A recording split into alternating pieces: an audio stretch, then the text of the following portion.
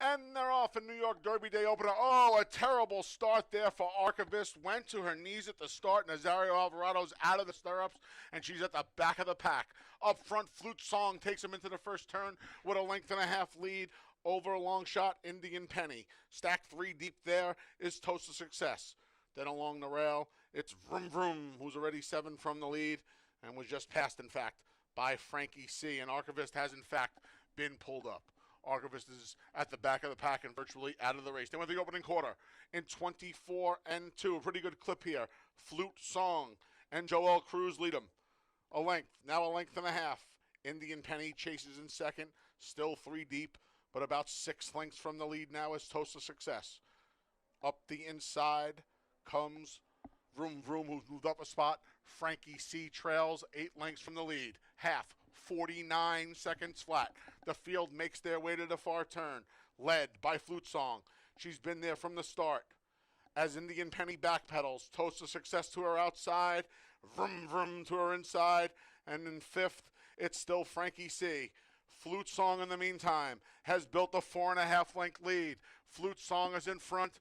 She went 3/4 in 1:15 flat, and Flute Song has a commanding 3.5 length lead. Toast of Success tries to get closer now as they come off the turn and into the stretch. Flute Song trying to see it through. Toast of Success, her main danger. Down the center, Vroom Vroom trying to rev up. They just went past the 8th pole. Flute Song's almost home. Toast of Success, Vroom Vroom trying to get her. Flute Song past the 16th pole. Flute Song gonna take them flag fall. That's all in the New York Derby Day opener. She won it by 2.5. Toast of Success held second over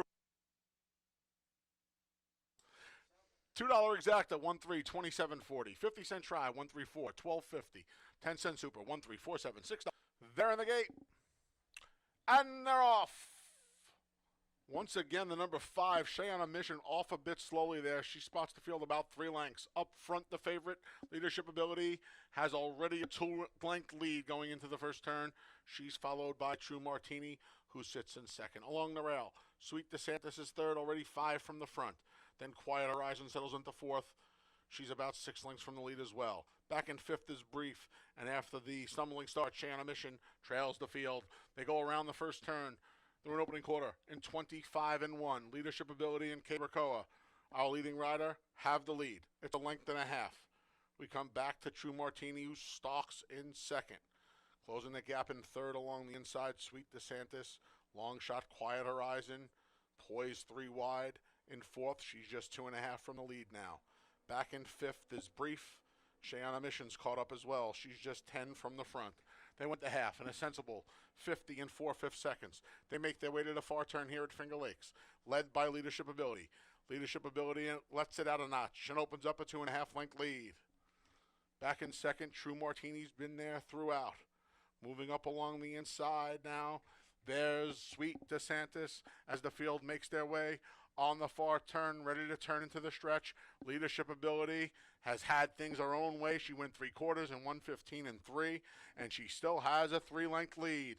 Up the inside, Sweet DeSantis has moved into second past True Martini. As they come past the 8th pole, it's all Leadership Ability. Leadership Ability trying to make a race of it late is Sweet DeSantis, but they're at the 16th pole. Leadership Ability's almost home. Sweet DeSantis, father beats son. Leadership Ability, a dwindling 2 lengths.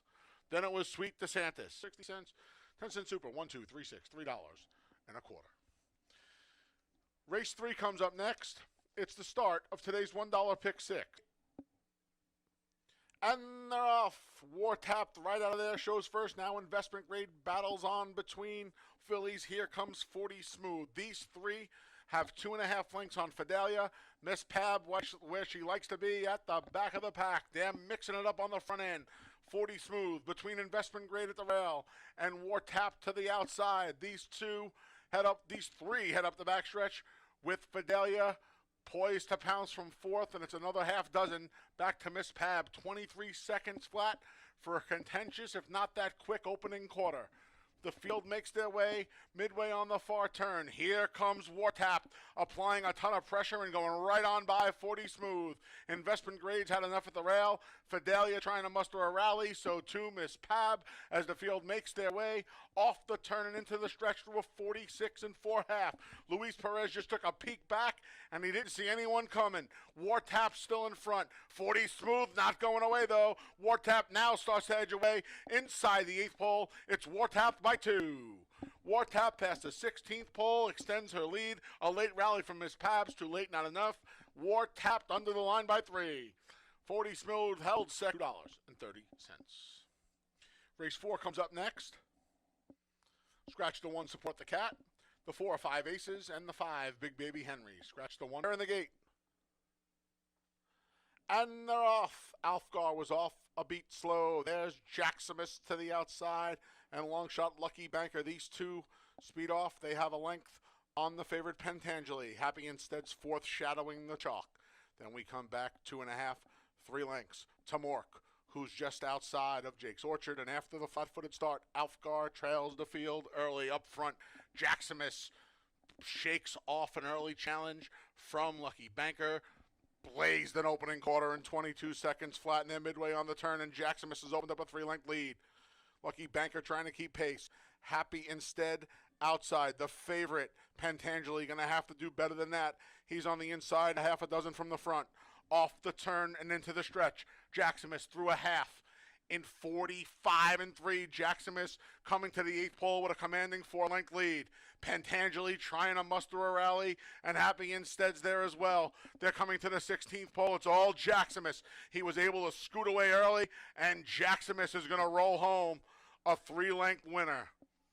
It got close for second between Pentangeli and Alfgar, and it's official.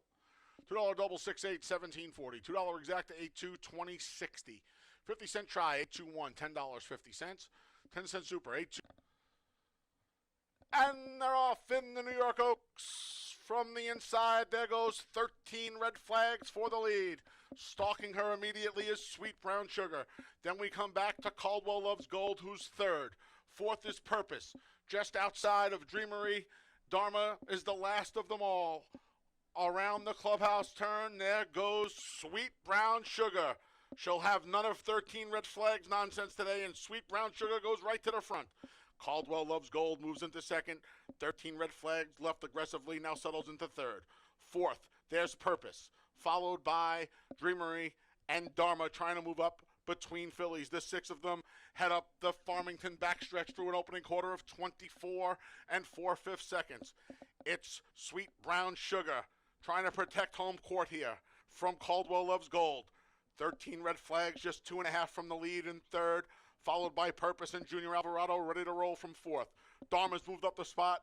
She's in 5th, just ahead of Dreamery. It's 8 lengths from front to back here in the New York Oaks. They go to half in a sensible 50 and 3. Sweet Brown Sugar trying to stretch her speed around 2 turns for the first time. She's midway on the far turn, and she has a half-length lead. Caldwell Loves Gold right on her throat latch in 2nd. Moved into 3rd is Purpose. 13 red flags has waved the white one at the quarter pole. Then we come back to Dreamery and Dharma. They're off the turn and into the stretch. Here's the battle we've been waiting for. Sweet Brown Sugar confronted by Caldwell Loves Gold, who goes on by at the 8th pole. Caldwell Loves Gold has the lead. Sweet Brown Sugar trying to battle back, but at the 16th pole, Caldwell Loves Gold and Manny Franco are on their way to an easy win by 3 in the New York Oaks. Then it was Sweet Brown Sugar. Purpose. It's going to be $2 double 8-6, $13.20. $2 exact to 6-2, $3.60. 50-cent try, 625, $2.10. 10-cent super, 6-2, 5-3, $1.60. They're in the gate. And they're off. Not the best start for the returning favorite, Lady Arwen. She's at the back of the pack. Queens over 3s made the lead. Who Asked You on the outside, chasing in 2nd, recovering at the rail is Lady Arwen, who just moved into 3rd, past Dorth Soul Dancer. Far outside is Dolce Veloce. with Love Thyself riding the rails. The trailer's ghost busting, but she's just 6 lengths from the leader. And the leader is Queens over threes. 22-3, Queens over threes. There's room at the rail for Manny Franco and Lady Arwen. Between rivals is Dorth Soul Dancer. Then Who Asked You? A 4-wide bid from Dolce Veloce. At the back of Love Thyself and Ghost Bustin'. Midway on the turn. Not today for Lady Arwen. She's dropping back. Went wide there was Queens over threes. Plenty of room for Dorth Soul Dancer. And Koa shoots her on through. Far outside, Dolce Veloce looking to pull off an upset here as well. At the 8th pole, it's still Dorth Soul Dancer. Queens over threes won't go away. Neither will Dolce Veloce. Deep stretch. Dorth Soul Dancer. Heady ride by Koa. They won it by 2.5.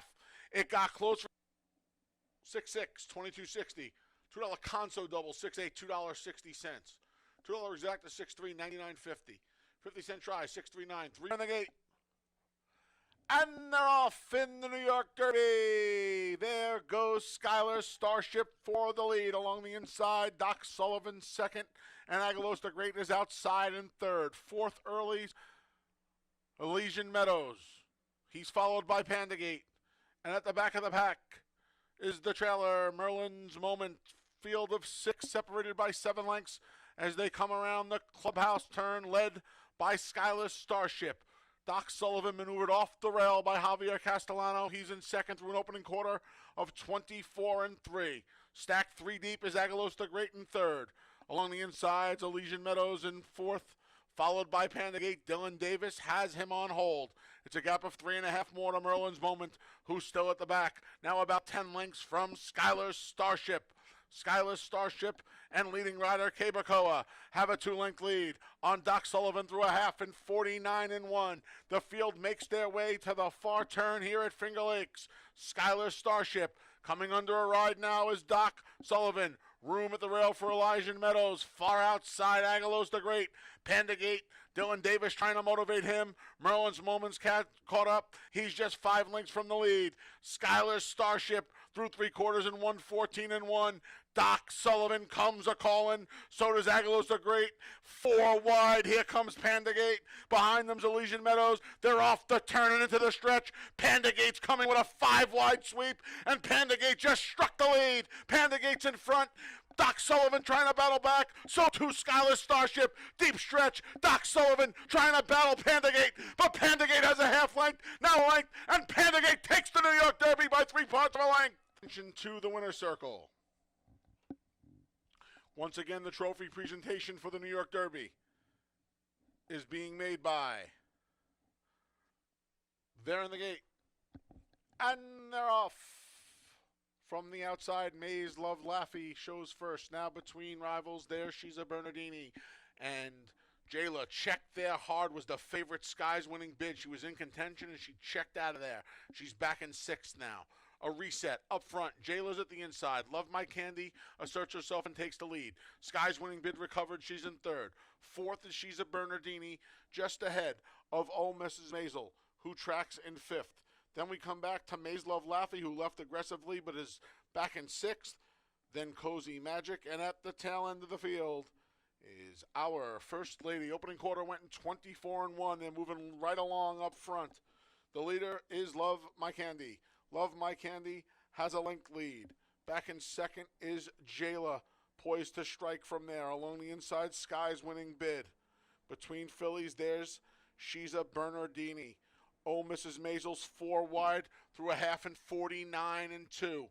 At the rail is Maze Love Laffy. Between Cozy Magic, still at the tail end, Our First Lady, but they're more bunch now, just 7 lengths from front to back.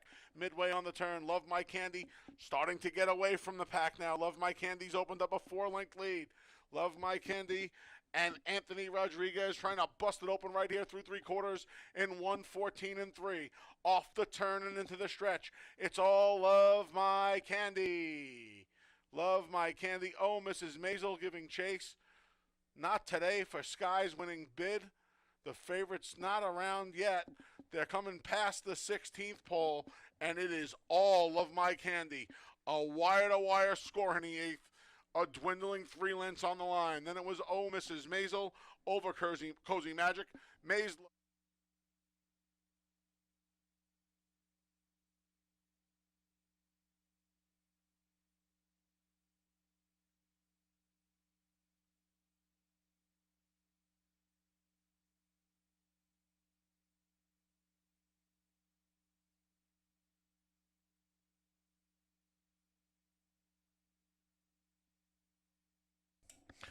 Ladies and gentlemen, to honor America, please stand for our national anthem.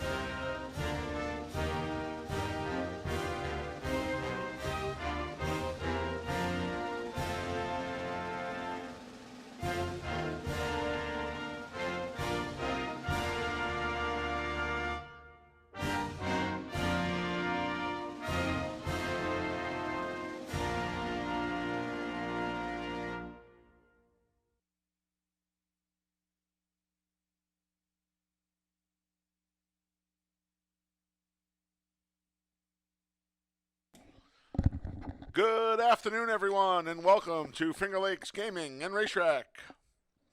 I'm your track announcer, the Big A, Anthony Stabile, welcoming you to a Tuesday afternoon here at Finger Lakes. Main track, well, the only track, actually, is muddy. A little cooler than it's been recently. Temperature right around 80 degrees. You see the wind blowing a bit. Chance of a stray shower or a thunderstorm throughout the day. But that track is muddy after yesterday's deluge. Here are the changes for today's races. In the first, the early double and early pick 4 start in race number 1. Rider change for the 4 Meseta to Jackie Davis. Jackie Davis rides the 4 Meseta in race number 1. Race 2 kicks off the first pick 3 of the afternoon. You can scratch the 6, Tasty Wave. Scratch the 6, Tasty Wave from race 2. Race 3 starts the $1 pick 6. No carryover in the pick 6 today. An additional work for the number 2 Shanty Shack here at Finger Lakes on July 12th. 3 furlongs in 35 flat breezing. That additional work for the 2 Shanty Shack in race number 3. Race 4 starts today's 50-cent pick 5. No changes in the 4th. Late pick 4 begins in race number 5. Rider change on the 4 Crypto Causeway to Emmanuel De Diego. De Diego rides the 4 Crypto Causeway in race number 5. Race 6 kicks off the final pick 3 of the afternoon. Scratch the 1 Convertible Freeze, part of an entry. Scratch the 2 Crunch BBB. And a rider change for the 4 Double Shot to Kevin Navarro. Again in race 6, scratch the 1. The 2, and put Kevin Navarro on the 4 Double Shot. Race 7 kicks off the late double. Rider change on the 4 Old Man Winter to Andre Worry. Andre Worry rides the 4 Old Man Winter in race number 7. And in the finale, race number 8, please note there'll be no show, try, or superfecta wagering. Rider change for the 1 Mass Appeal to Dalton Brown. Scratch the 3 Devious Mo, the 4 Holy Matrimony, the 7 D's Wise Guy, and the 8 Samay. Again, these changes in race number 8. There'll be no show, try, or super wagering. Put Dalton Brown on the 1, Mass Appeal. Scratch the 3, 4, 7, and 8. Once again, track is muddy. No carryover in the pick 6. The $1 pick 6 starts in race number 3. Post time for the opener. It was in just about an hour at 1 p.m. Coming up next, the Tuesday edition of Takes from the Lakes with Dave Mattice.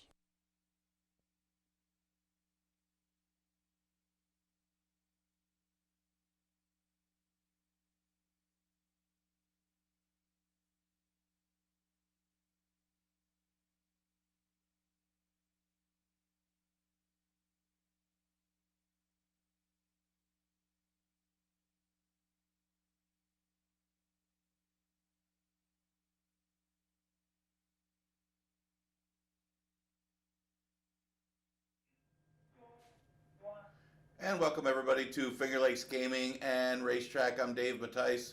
What a day it was yesterday. Definitely a memorable day here at Finger Lakes for a lot of different reasons.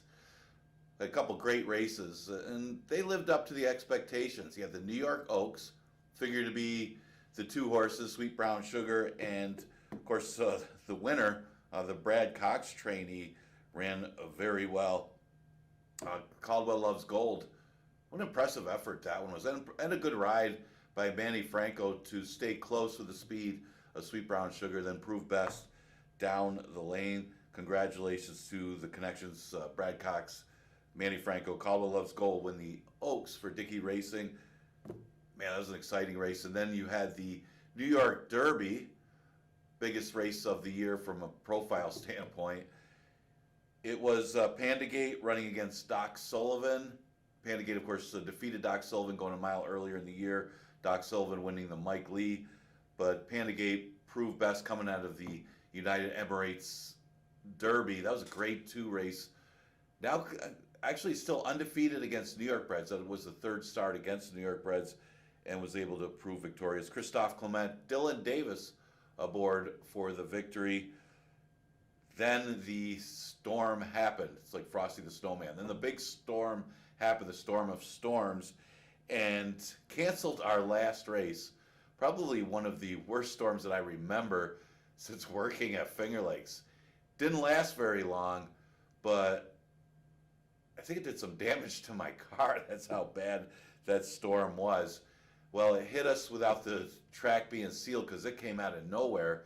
So we are still going to go with an off track today. Track edition starting off as muddy for this 8-race card that starts at 1 o'clock. But man, did it ever hit. I think I tell everybody, get out of this storm. Could have swept me up and flown away to Kansas or whatever. But yeah, it's going to be an off track today after that absolute deluge, as Anthony just said, hit us right after the running of the 8th race, and we had to cancel race number 9 yesterday. Again, it was an eventful Monday, but congratulations to the winners, also the winners of our handicapping contest. Luckily it was the handicapping contest was live races 1 through 8. We had to worry about race number 9. Didn't happen. All right, let's look at today's card. Remember, off track for probably most of the day. First race goes a mile and a 70. Down winners of 2 races since the date or have not won a race since April 29th this year. Yeah, well, pretty evenly. You look at the numbers of these horses, very evenly matched race from top to bottom. I'm looking at it from a pace standpoint, and I took a shot in here. I got a few favorites later in the day, and favorites that you really can't go against. But this race I thought was a good race to take a shot because they are so evenly matched that I went with the 3, Max Foster, as possibly the main speed of the race. So this one breaks inside of Meseta and Interstate. Neither one of them are true speed horses. Max Foster stretched out a couple races back against the 11 and 9s and actually ran very well chasing. They went quick for the first quarter and for the half compared to the 5,000 claimers that he's going to run against today, that if he wants to lead, he's going to have the lead. Now, he's in for the 4 lifetime part of the condition, which is usually the softer part, but numbers-wise, he fits. He was facing 11 and 9s, was facing a little bit better before arriving here, and he can go long. I think he proved it by hanging on to be 4th in that race against Octu Lieber. What would Octu Lieber do against this field? So that's kind of how I'm looking at it. In this 5,000 claimer, he could get the lead and maybe can hold on if left out there alone. And he should. He should get a 50 out of the half for this race. Now, I think Reiner's the best horse in here. Ran decently in the North Warning Stakes. Horse is stretching out. He's got a short fuse. Was kind of able to control things. The horse was a little bit better than those, but he was primarily a sprinter. So, yeah, the irony, sprinter wins the first leg of the North Warning Series, which is supposed to be a distance series, supposed to be longer distance. but he's got a short fuse that's just better than them. And Reiner was forced to stalk and unable to get to that rival late. Similar trip today for Reiner as he's outside of Max Foster, but he'll be close up throughout and he'll try to wear that horse down late. And I can see it. He's going to be one of the favorites and should be. And so should Causalistic. Now, Causalistic comes out of an easier field. Keep that in mind. Also keep in mind, it does say he had a slow start. He did not have a slow start. I think that was, whoever the favorite was, Grump's Little Tots or something like that was the one that got off slow. Causalistic's start was perfectly fine. Didn't affect his finish. Another jockey change for Causalistic, which is interesting. I mean, to me, he kind of had no excuse. He actually looked like the winner when even before they turned for home. He kind of took over. It looked like he was going to win the race by multiple lengths, like 5 or 6 lengths. The way he took over the lead at the top of the stretch, he hung.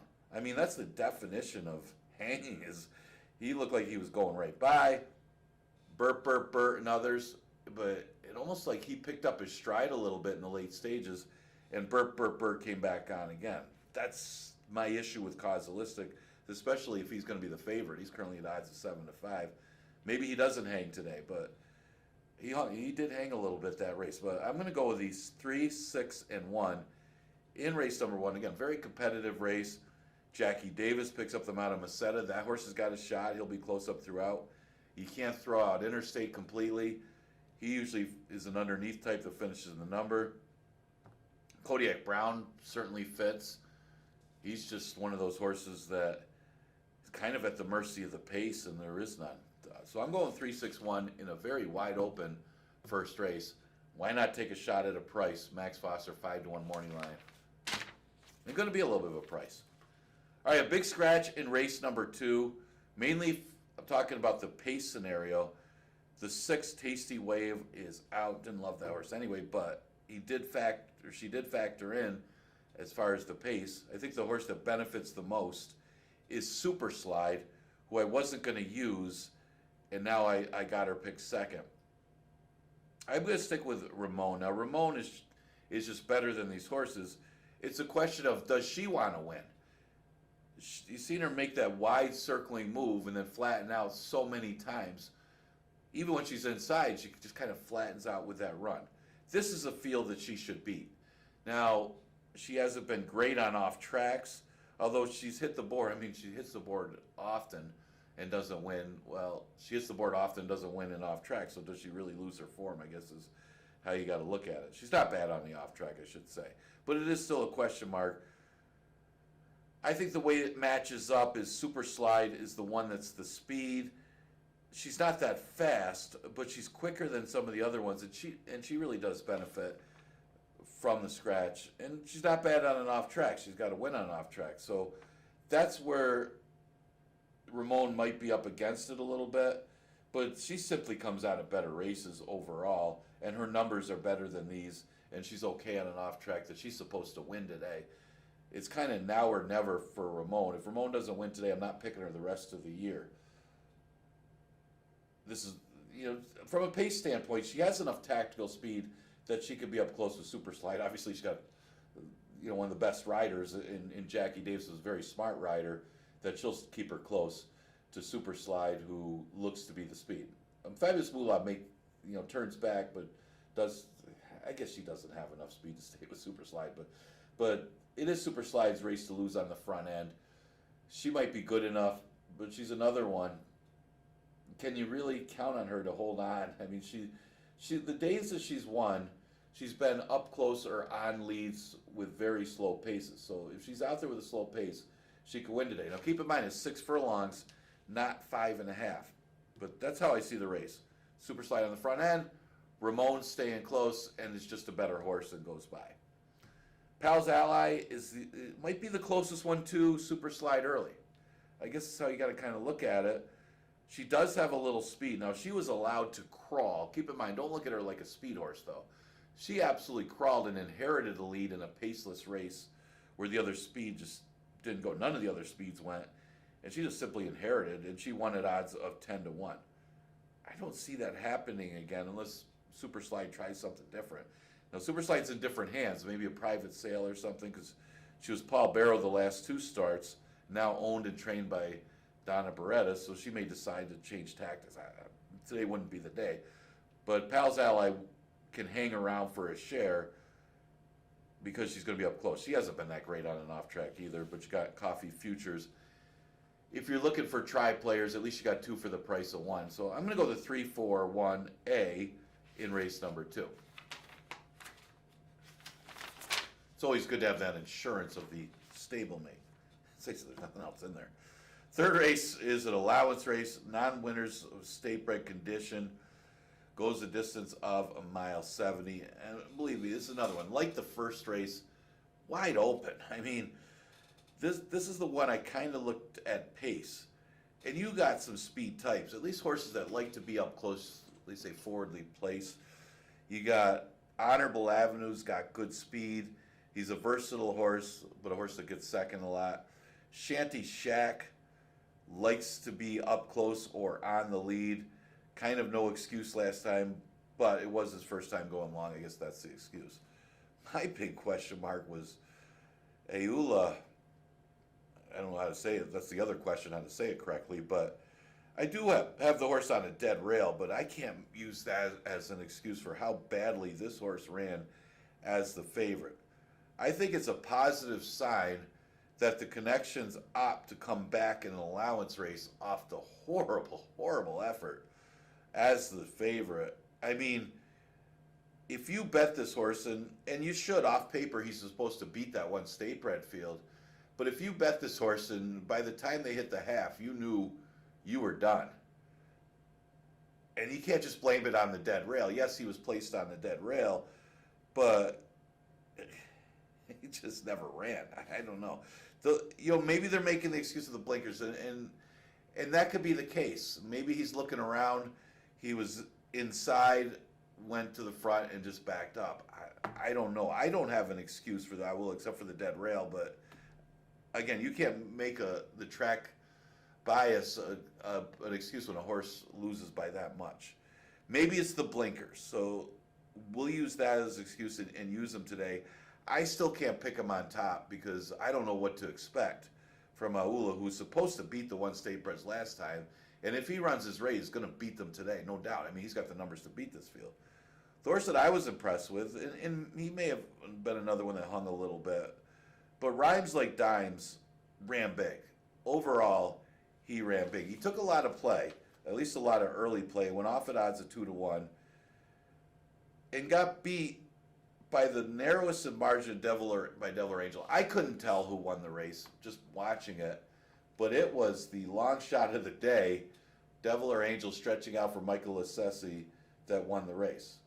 Now, they thought enough of this horse to try him in the George Barker, but I do think he's better going long, and that was his first time going long around this racetrack, that he should get a trip. I mentioned, the issue here was the amount of speed, and Aula is one of those speed horses. He could just go out there with Honorable Avenue and Shanty Shack and keep going. But the problem is, there's 3 speeds in here, 3 closers. And the best of the closers, at least recently, is Rhymes Like Dimes. Of course, there is another issue of how he handles the off-track. Rosie's Pepino looks like he's the one that's going to really enjoy the off-track more than anybody.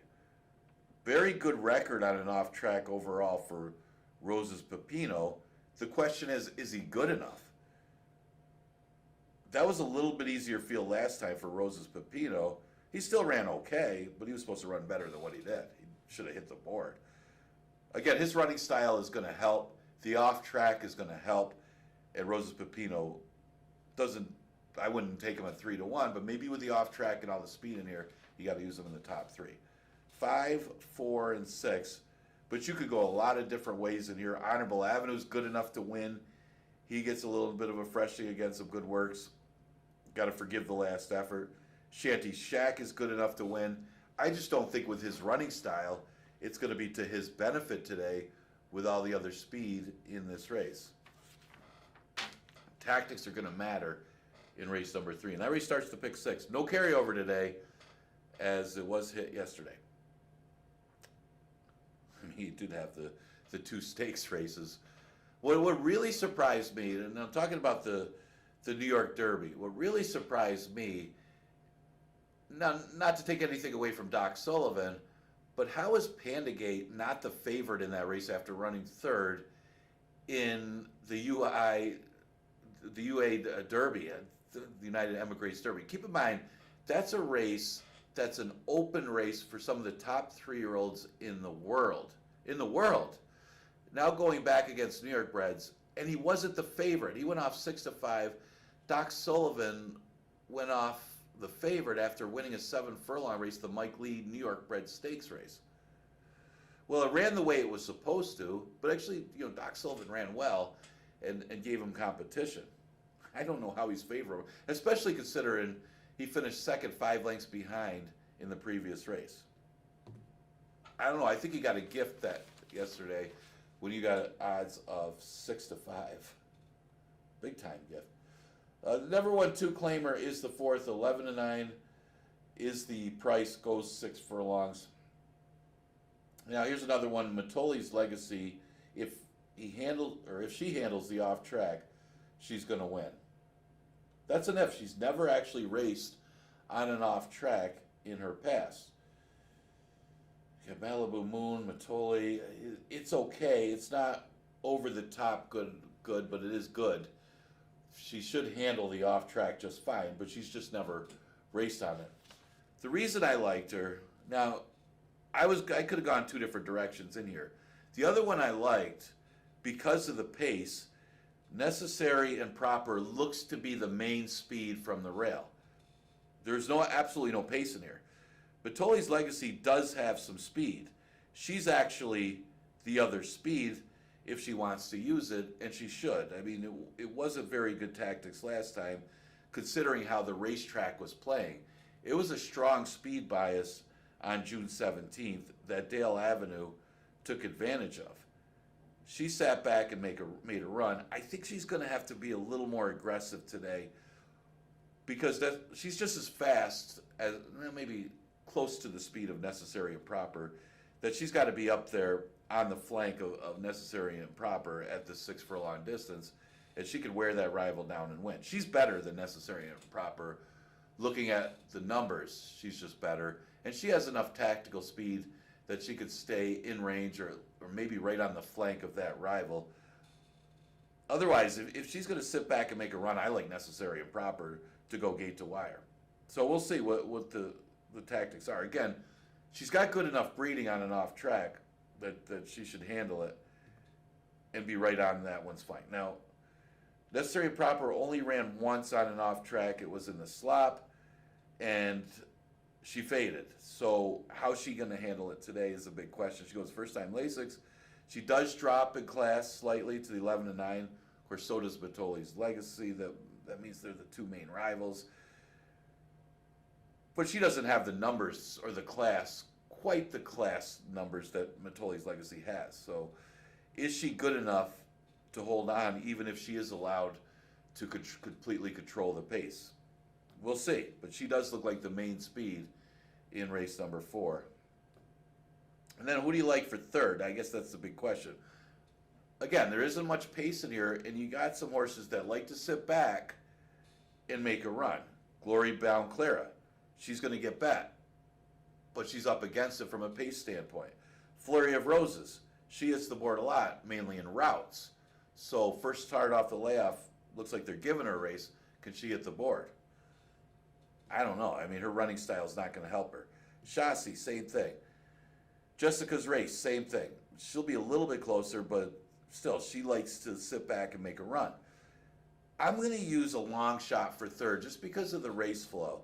Equanimus will drop the other drop down. I basically have 3 drop downs. She'll add blinkers. She doesn't have good form, but she's not going to be that far back. It doesn't seem like, even though it's a sprint, even though she's turning back in distance, she's got at least some tactical sprint speed that she can be in range and maybe land a share. So I got basically drop downs 1, 2, 3. And I don't think they're going to change positions too much in this race because I don't think the pace is going to be that quick. Just based on the running style of most of these horses. So that's where I'm going to go. And I think Matoli's Legacy is the best horse in the race. Fifth race is a never won 3 condition going a distance of a mile 70. This is another tough one. Now, I'm hoping that Carl Grusmark teams up with Jackie Davis and wins 2 races in a row, because that's where I'm going. I didn't love Eric Ridge last time. I thought it was a tough field, but this horse ran big, real big, to win that allowance race from off the pace. Just got up, but I generally don't like horses off the maiden to win that 2 lifetime allowance unless they show me something really special in their maiden win. He didn't.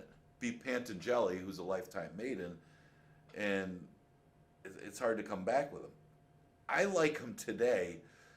Now, I like Love That Bird. I was impressed with Love That Bird's last race because the horse ran huge, had a wide trip and everything, and beat Petrollo, who came back to win, by the way.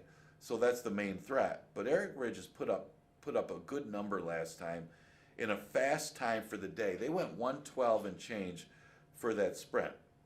The other reason I like the horse is he's bred to go long, and he should be better going long. He's only tried it once, and it was against some tough competition. He's a tonalist. He's going to like the route.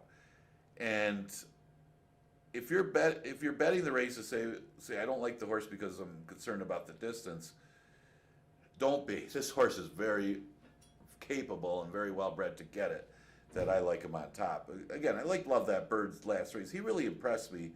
Came in here from Tampa. It was a pretty good 2 lifetime field.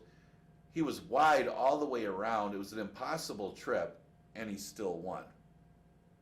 Again, he beat Petrollo, who didn't have a great trip either. I mean, that race fell apart for whatever reason, maybe because of the 47. But he was up close to that 47 with a wide trip. It was an impossible trip, and he still won, overcoming it. So you got to Love That Bird at least a little bit to be the main threat to Eric Ridge.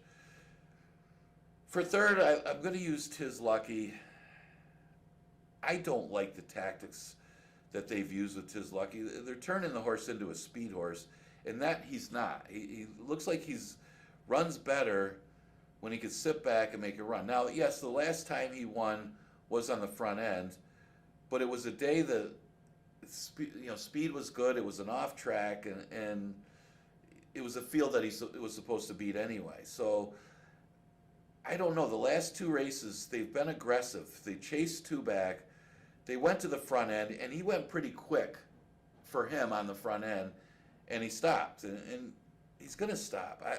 It was a good field. Keep in mind, it was a good field he was up against.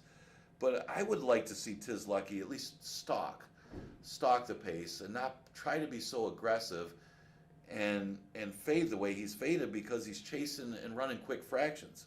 I mean, they're going 112 for the 3/4, and yeah, he's going to stop a little bit late. I'd like to see this horse relax a little bit, and I think he can land a share. This is a tough field, but this is a good horse. I always like this horse. The breeding, what he looked like as a young horse, he showed talent.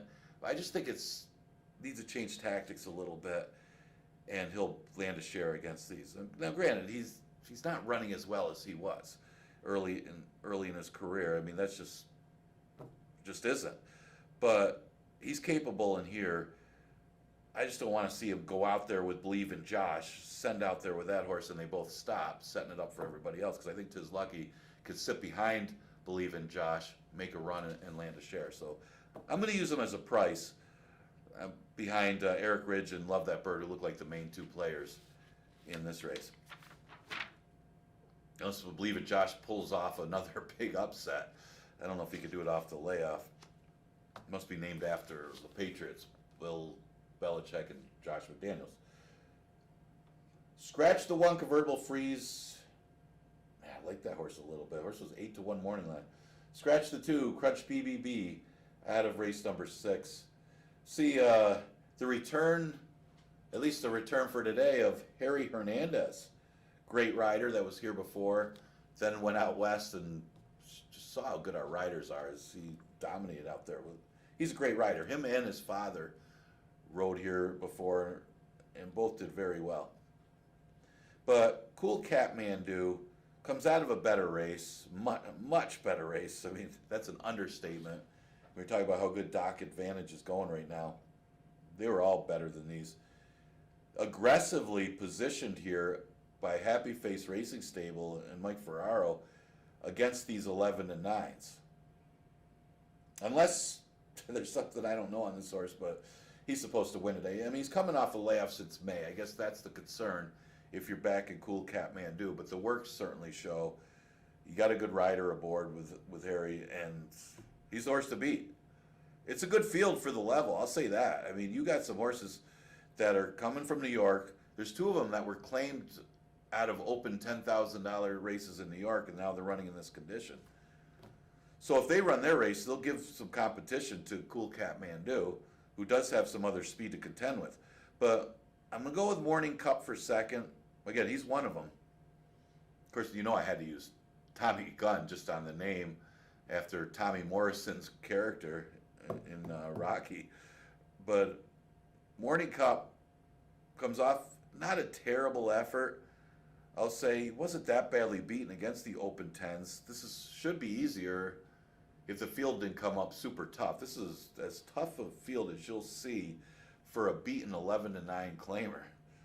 But this one gets our top rider, Keeper Koa, was popular in the claims box going back to last year. He's only had 3 starts this year. None of them are bad. He actually won one of them, although he was allowed to crawl in that one in New York. You look at the pace and the fractions that he did. He's not going to get those kind of fractions today. Definitely not. He's going to have to have more of a stalking trip. But he can hang around. Yo Tommy Gunn arrives here at Finger Lakes. He does have some excuses his last couple starts, but he's not firing at all. Last race was a mile. You know, he's now nowhere near the lead in a mile after a poor start.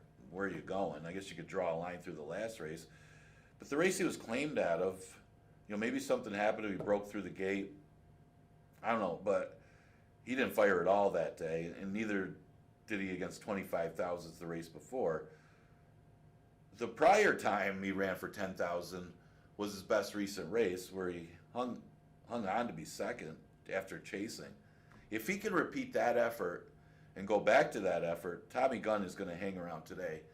And I just cannot not use a horse named Tommy Gunn in my top 4.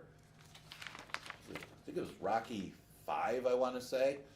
There's been so many of them now with the creeds and everything. But it was obviously Tommy Morrison's character, who Tommy Morrison played Tommy Gunn in that movie. Double Shot probably will benefit with his running style. He's a deep closer, and it does look like he's going to get some pace, but it is a tougher field than what he's been facing the last 2 races for the $11,000 to $9,000 condition. Cup half full, cup half empty. You finally get a pace to run at. Unfortunately, it's tougher horses you're running at. But that's the key. I mean, does he get the strong pace? They're all trying to go after Cool Cat Mandu. And he should. He should get enough of a pace, and he gets extra distance, 6 furlongs. It probably lands a share again, but unfortunately, overall, they're better horses. So I'm going to go the 7, 5, 3, and 4 in race number 6. 8 today. Yesterday, well, we were supposed to have 9 yesterday, but God and Mother Nature got together and gave us that big storm at the end of the day. I wonder if I can do an insurance claim on my horse, on my car. My horse. Yeah, my car got really welted on my hood. I don't know how that works. All right, this one goes 5.5 furlongs. Pretty competitive group here, but numbers-wise, the horse coming in from Parks just simply looks better than these. Now, in Sky We Trust ran 4th and comes out of a key race at Parks. A good race. Now, I'm not big on key races here at Finger Lakes. It's a little different, though, at other racetracks where they're running in conditions and they run against tougher or run against the same type of fields in their next start. Here at Finger Lakes, a lot of horses drop out of races and win, and therefore just defeats the purpose of looking for key races. But This one does come out of a good race. The horse that won came back and won again out of that 25. Final shot, the horse that was third, came back to win out of that 25. And this horse has been facing tougher competition than what he'll face in this race today. I mean, it's a non-winners of a race since July 16th, 2023. That's a year. So he's going against some of these tougher conditional races in parks, going into a 1 in a year 11-9 claimer here. He's supposed to run better against easier competition, but he ran well to be fourth in a much, much tougher race at Parks. Logical horse. And he's got to win on an off track if we're still off by race number 7, where there's a good chance we will be. Nutsy, I don't know how he'll handle the off track. But overall, other than In Sky We Trust and maybe Trap the Dream, they're basically $5,000 claimers in this race. Bowie Snowman ran for 5. Old Man Winter always does well for 5, but he's a 5,000 claimer overall. Son of Darkness is a 5,000 claimer. Production Credit, kind of in the middle, runs well for 11-9, runs well for 5. Benchwalk's a 5,000 claimer. So the point is, it's basically a good $5,000 claiming race, other than against In Sky We Trust and Trap the Dream, who's a legitimate 11-9 claimer. Nutsy ran for 11-9 last year and is coming off a good-looking win for 5,000 last time. Was claimed out of the race, steps up in class. It's in the right spot. Actually, they say Anthony Ferraro's got good luck, and him and Jeremiah Aguilar, I guess they say, has got good luck. He gets good luck here, moving into the 11-9, and it's other than the horse that I think will win. It's pretty soft, other than those two horses. So I think he can land in the top 3. He's 6-1 morning line, a little bit of a price. Trap the Dream, yeah, he's the other legitimate 11-9s. I thought In Sky We Trust, class-wise, has a class edge. The rest of them are 5,000 claimers with the exception of Trap the Dream. The problem with Trap the Dream, and why I don't like the horse first or second, is the distance. He's a deep, deep closer that has never run in the top 2 at the distance. Now, he hasn't run 5.5 that often, only 4 starts at the distance, but 2/3. That's where I got him today. Now, the last time he ran 5.5 was against Honor Among Men, who was the real Honor Among Men and ran a quick time that day. He's just not going to close when they run 105 for 5.5 furlongs. Just not going to happen. They won't run 105 in this race, so he should be in the top 3. Again, against mostly 5,000 claimers, he may be circle and catch him anyway. Old Man Winter does well against 5,000s. He does well at this distance, 5 wins in 4 seconds at the distance. It's just another tough 11, well, other than the other 5,000s, it's just a good 11-9s when you get past the top 3. In Sky We Trust has a class edge. Nutsy should be good at the 11-9 level. Trap the Dream's a legitimate 11-9. Old Man Winter is a really good 5,000 claimer that wins often. Now he fits to be in the top 4 against these 11-9s. So that's the logic. 2, 8, 3, 4 in race number 7. Okay, last race. Well, we're really cut down here. We got no try, no super, and no show because of all the scratches. Did get a lot of them. Devious Mo, who certainly played. Holy Matrimony, who definitely played. Dee's Wise Guy, who was a pace factor. And Samay, who definitely played, all out of race number 8. Different race now. Much, much different race. I think the really key scratch is Dee's Wise Guy as a pace factor coming out of the race. Now you got 2 for Paul Barrow, 2 for Tim Murphy, and Carl O'Callahan with only 1 horse in here. He's the other one. I think Brock Moninoff is the one that benefits the most, especially with the scratch of Dee's Wise Guy, because now he's the main speed. And Sutton Breeze is going to have to be a little aggressive to stay close. I mean, Bustin' Pietri's not going to go after his stablemate. Just not. Unless something happens like we saw in the 8th race yesterday, where the horse I picked I thought was going to be the speed of the race is rated and then clipped heels, and the other horse with the same trainer was the one they decided to put on the lead. I mean, that's the tactics they decided. They wanted to win for that owner, and he had speed too. So sometimes you got two horses with speed from different owners. That depends on the tactics that they decide to do. I would assume that Brock Moninoff has one way of going. He's going to be the one that's going to be on the front end, and Busted Pietre is going to stalk and try to make a run at his stablemates. If that assumption comes true, I would think Brock Moninoff's going to be awfully tough on the front end. Now, Mass Appeal and Sutton Breeze both have tactical speed. They're just not as quick early as Brock Moninoff unless they're really, really, really aggressive, and I don't expect them to be so. So I think it's Brock Moninoff's race to lose on the front end. Yeah, Sutton Breeze is a drop in class. Maybe he's good enough to chase down Brock Moninoff anyway. The last time he ran for 5,000, he won against Mass Appeal, and he looked good winning that race. And he ran great last time. I mean, he probably ran his best race in his last start because he ran up against New York Anthem. New York Anthem has been sharp this year, came back to win, and then just was over his head against some really classy horses. But that 11-9 was extra tough because let's face it, if New York Anthem ran against these horses and ran that race going 5.5 against these horses, it wouldn't be close. He'd win in hand by double digits. Sutton Breeze gave him a little bit of a chase before obviously fading. So he might just simply be good enough. I just think Brock Moninoff has a strong tactical edge as being the main speed, and he's got to chase him down. But that's how I see it, those two in the exacta with only 4 betting interests. Again, no try, no super, no show because of all the scratches in that race, and it definitely changes the race from a handicapping perspective.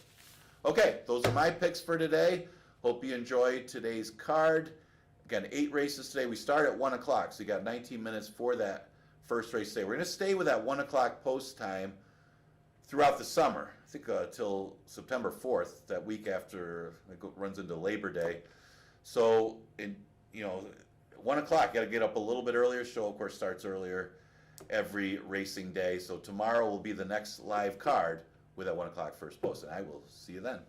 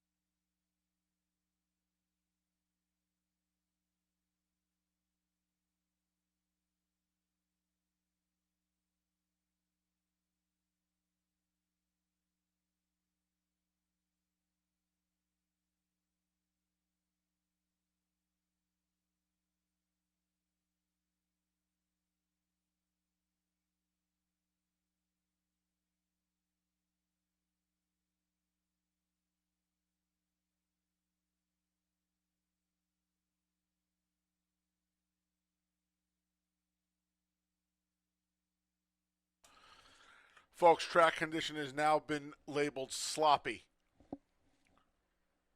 Track condition is now sloppy as we kick off the Tuesday card here at Finger Lakes.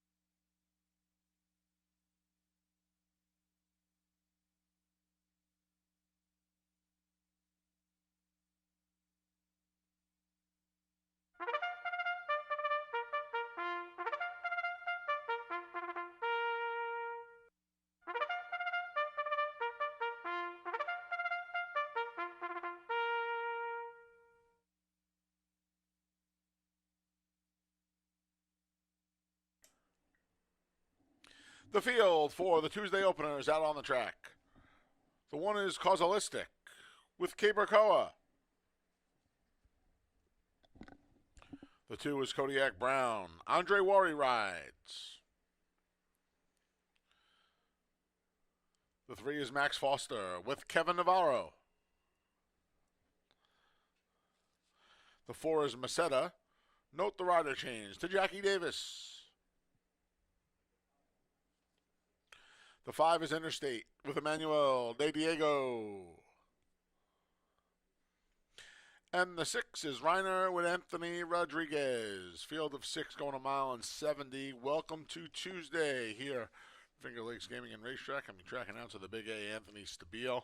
As we kick off Tuesday card, no carryover in the pick six. That starts in race 3. Opener kicks off the early double in the early pick 4. I went with that horse right there, Causalistic, who, since the trainer change to Carl O'Callahan, has hit the board on all 3. In fact, is a nose and a head away from being undefeated. This horse has handled moisture in the track in the past, as we just announced. Track is now labeled sloppy. Was closer to the pace.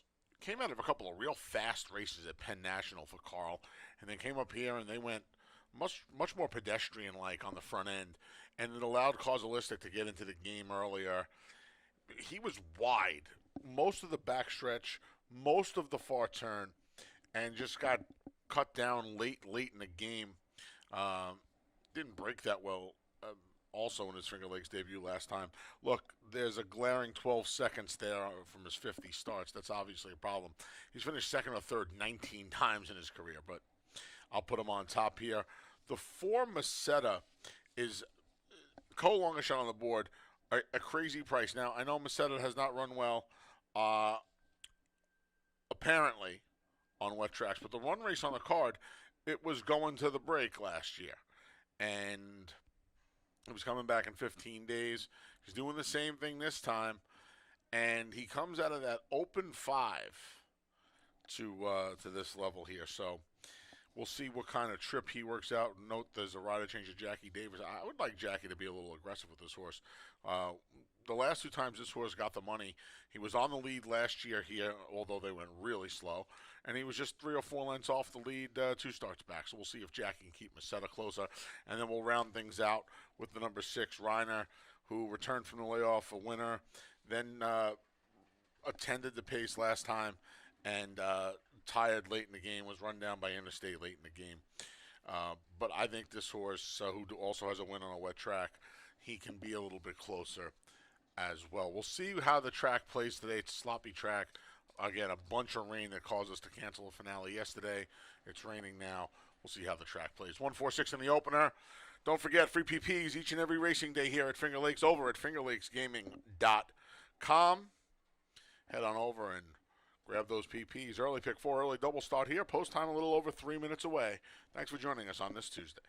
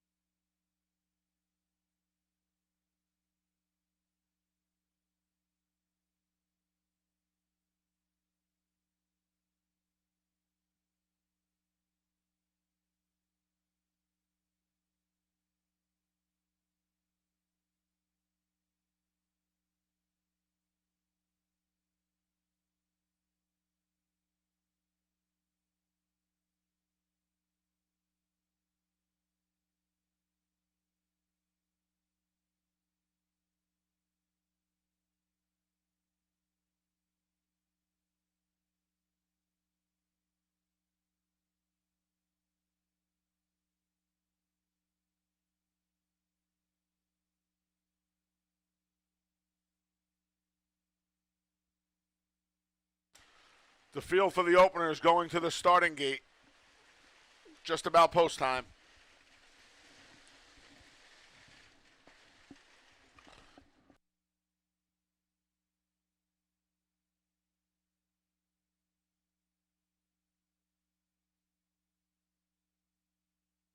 And the field for race 1 has arrived at the gate. It is post time. Causalistic, the first to go in, followed by Kodiak Brown.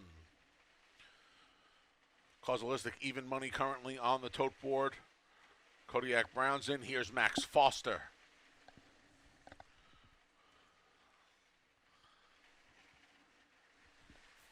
There's Macetta. Note the rider changed to Jackie Davis. Once again, if you need free PPs, head over to fingerlakesgaming.com. They're there courtesy of our friends over at Equibase each and every racing day. Interstate's in. The last to load is Reiner. They're in the gate.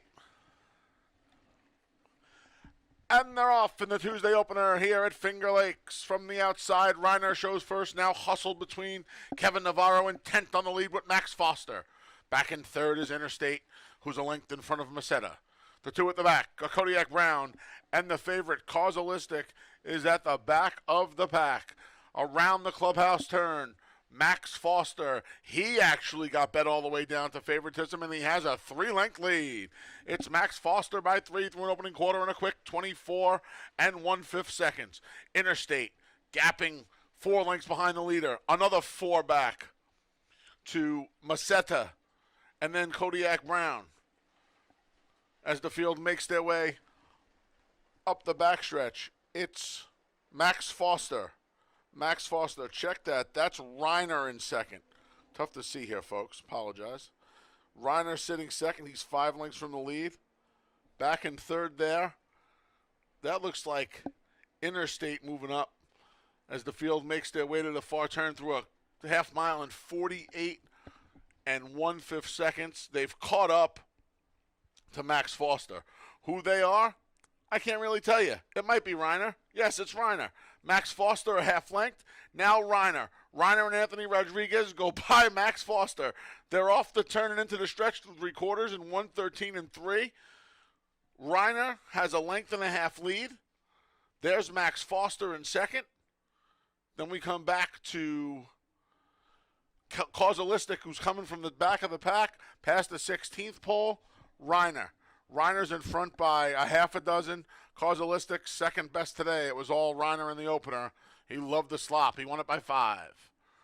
Then it was Causalistic, Max Foster. Looks like Kodiak Brown rounds out the super in 146 and 2.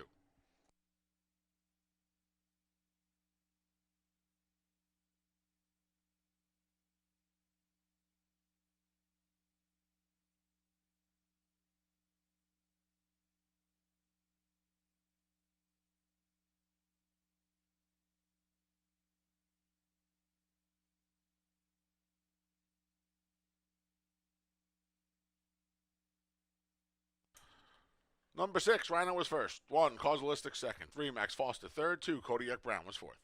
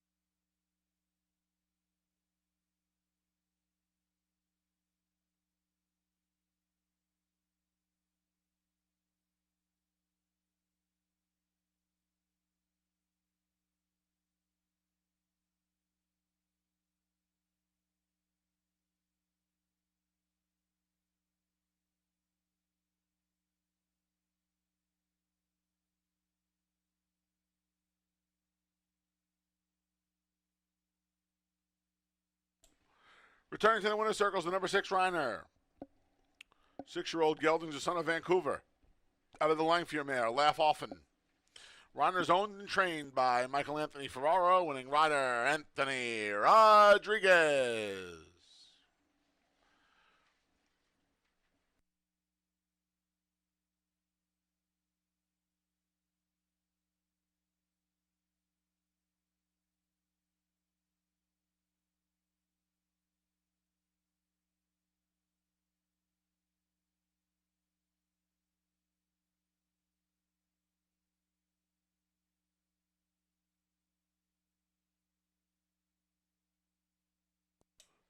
$2 exact to 6-1, 30-40, 50-cent try, 613, 1975, 10-cent super, 6-1, 3-2, $7.92. Race 2 comes up next. It kicks off the first pick 3 of the day. Scratch the 6, Tasty Wave. Race 2, scratch the 6, Tasty Wave. Post time for the second is in about 24 minutes.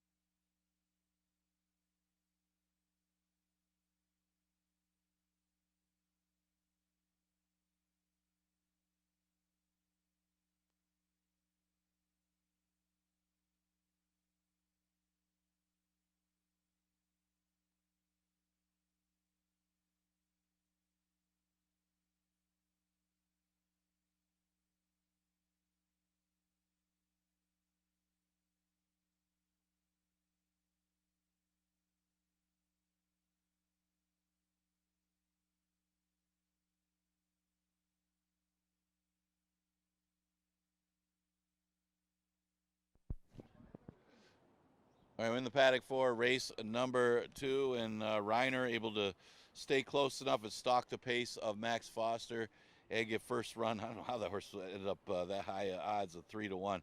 Anthony Rodriguez for owner trainer M. Anthony Ferraro. Reiner takes race number 1. Second race, 5,000 claimer. Fillies and Bears, not a race that's a date or never won 4 races. Goes the distance of 6 furlongs. Yeah, start with Ramon. Never won on an off track, but she has hit the board 5 out of 8 times. And overall, she finishes second and third a lot, depending on the competition. Well, this is one of the easier fields that she's faced. She comes out of a race won by Lady Quinn and Make a Joyful Noise. Those horses either one would easily beat this field. So the question is, how good is she right now? Now, it wasn't like she was that close that race. Actually, she had some better races earlier in the year. But she always makes a good account of herself, and it might be a now or never situation for Ramon because she's just better than these horses.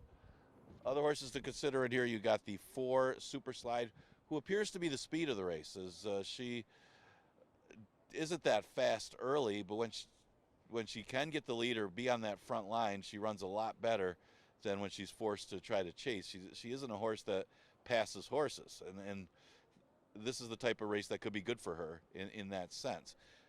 She's 1 for 3 on the off track, so 1 of her 3 career wins are on an off track, so she certainly doesn't mind it. And again, the scratch of the 6, Tasty Wave, really benefits a horse like Super Slide if she's able to get the front on this field, or at least to be on that front line. The 1A is Pal's Ally, another one that should be close up. Her last win was Gate to Wire, but again, it's one of those races where she inherited the lead. It's not like she's got any early speed. She went 48 to the half. If she didn't win that day, she's never going to win. So it really went to her favor. But the problem with Pal's Ally is the off track.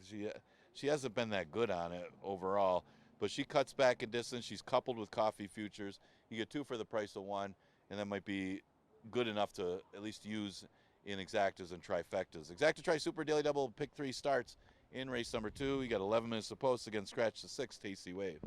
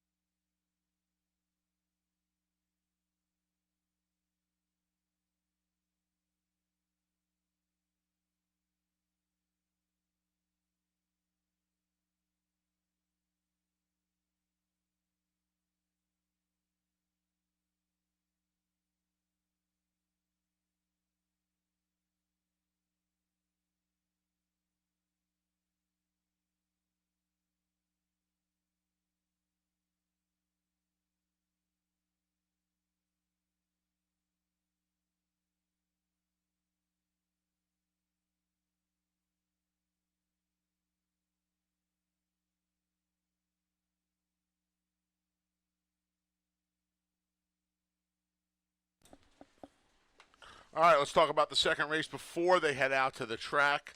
Scratches down to 5 betting interests as you take out the 6 Tasty Wave.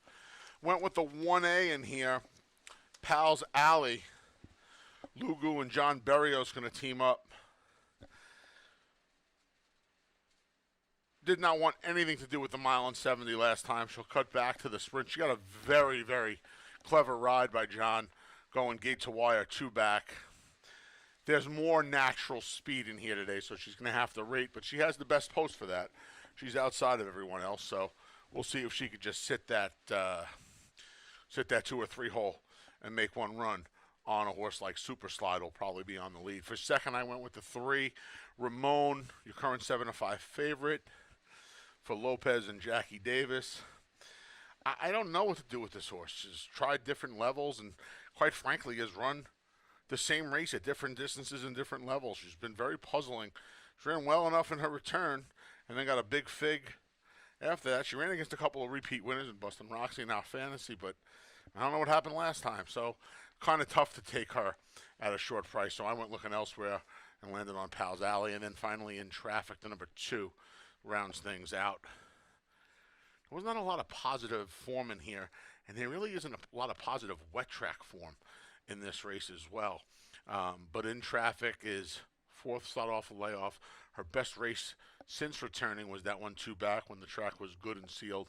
So we'll see if that helps her cause today. 1A, 3-2 for me in race number 2.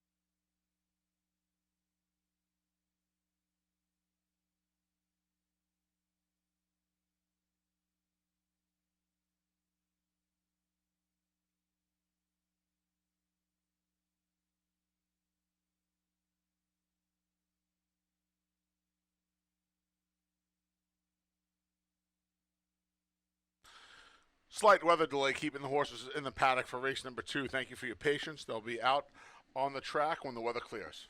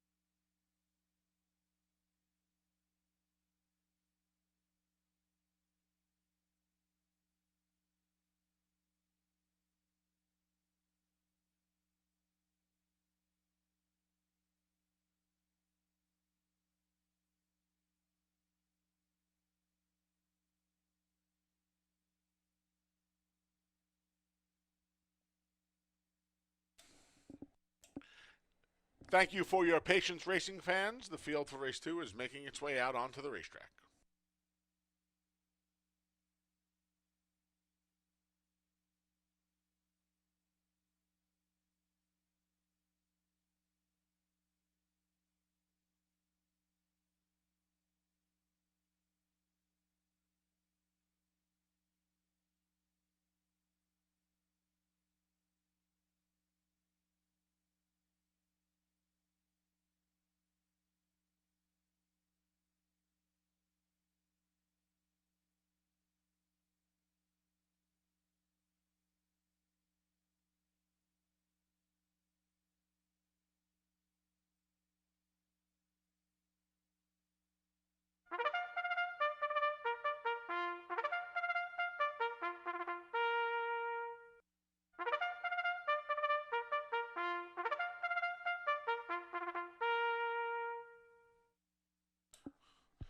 The field for race 2 is coming out onto the track. Folks, get your wagers in now. They'll be going straight to the gate. The one is Coffee Futures for Nazario Alvarado. Entry mate 1A, Pals Alley, has John Berrios. The 2 is In Traffic with Jeremiah Flores. The 4 is Super Slide with Rafael Rohina Jr. The 5 is The Fabulous Moolah with Harry Hernandez in the saddle. And the 3 is Ramon with Jackie Davis. Scratch the 6, Tasty Wave. Again, they're going straight to the gate. Get your wagers in. First pick 3 of the day starts right now.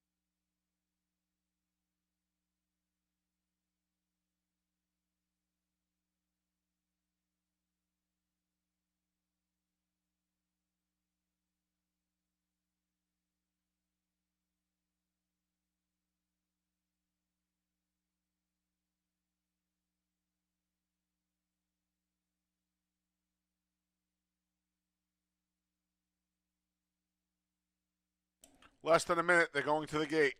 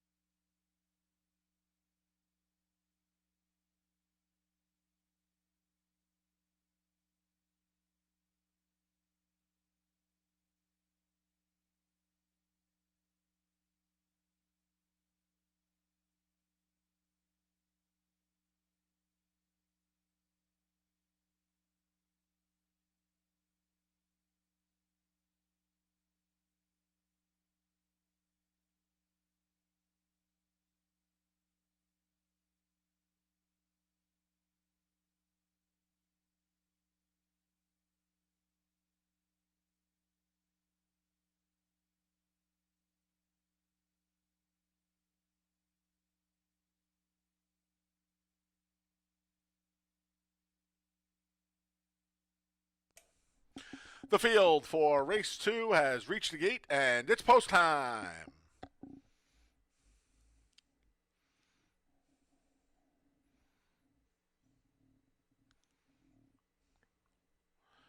In Traffic, the first to load in.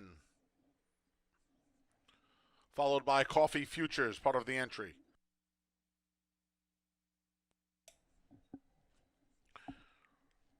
Ramon is next.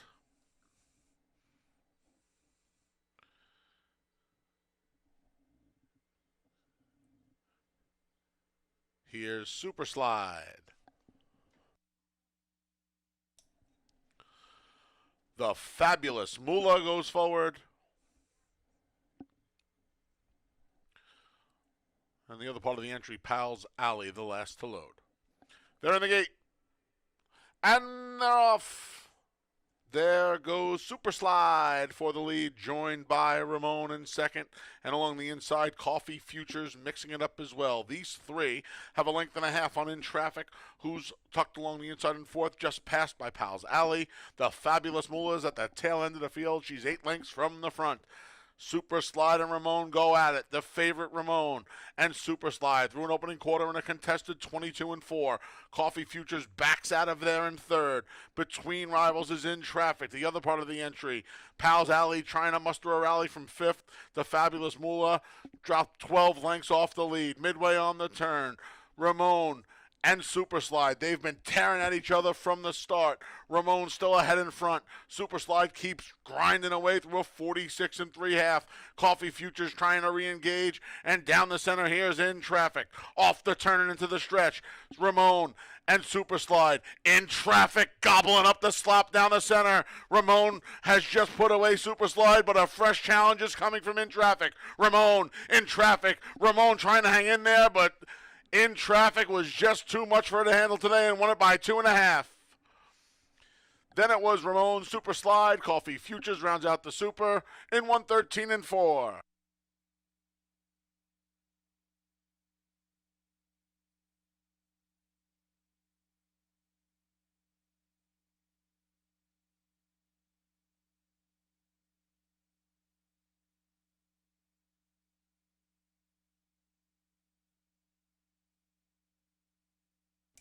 Number 2, In Traffic, was first. 3, Ramon second. 4, Super Slide third. 1, Coffee Futures finished fourth.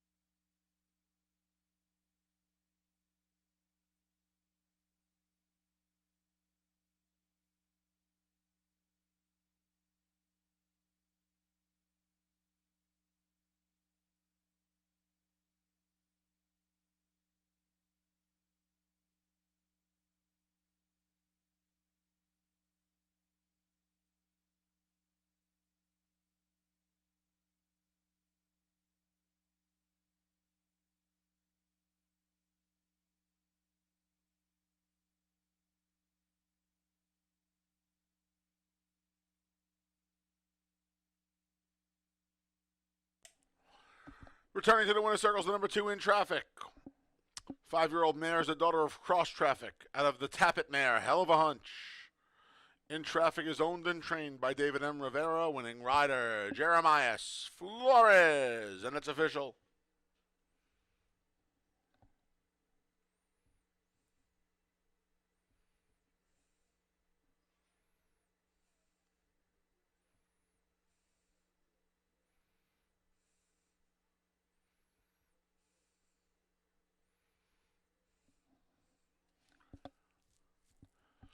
$2 double 6-2, 37.60. $2 exact at 2-3, 16.80. 50-cent try, 2-3-4, 28.75. And the dime super, 2-3, 4-1, $8.95. Race 3 comes up next.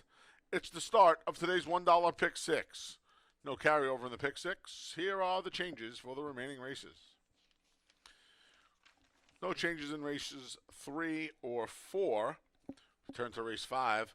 A rider change for the 4, Crypto Causeway, to Emmanuel De Diego. Emmanuel De Diego rides the 4, Crypto Causeway, in race number 5. Race number 6, scratch to 1, Convertible Freeze, and the 2, Crunch BBB. Scratch to 1 and 2 from race 6, and a rider change for the 4, Double Shot, to Kevin Navarro. Kevin Navarro rides the 4 in race number 6.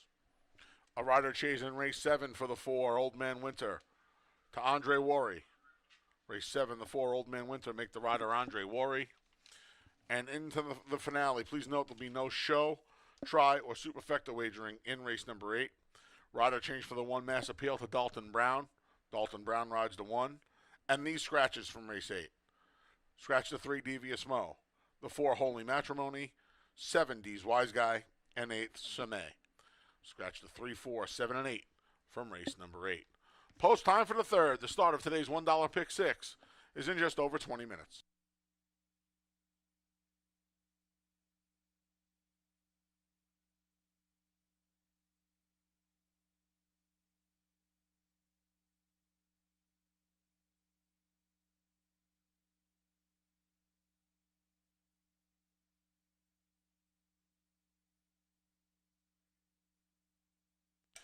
Ladies and gentlemen, here's a late scratch being announced for the first time. A late scratch being announced for the first time in race number 6. You can now scratch the number 4, Double Shot. Race 6, scratch the 4, Double Shot. That's in addition to the earlier scratches of the 1, Convertible Freeze, and the 2, Crunch BBB. Again in race 6, late scratch the number 4, Double Shot.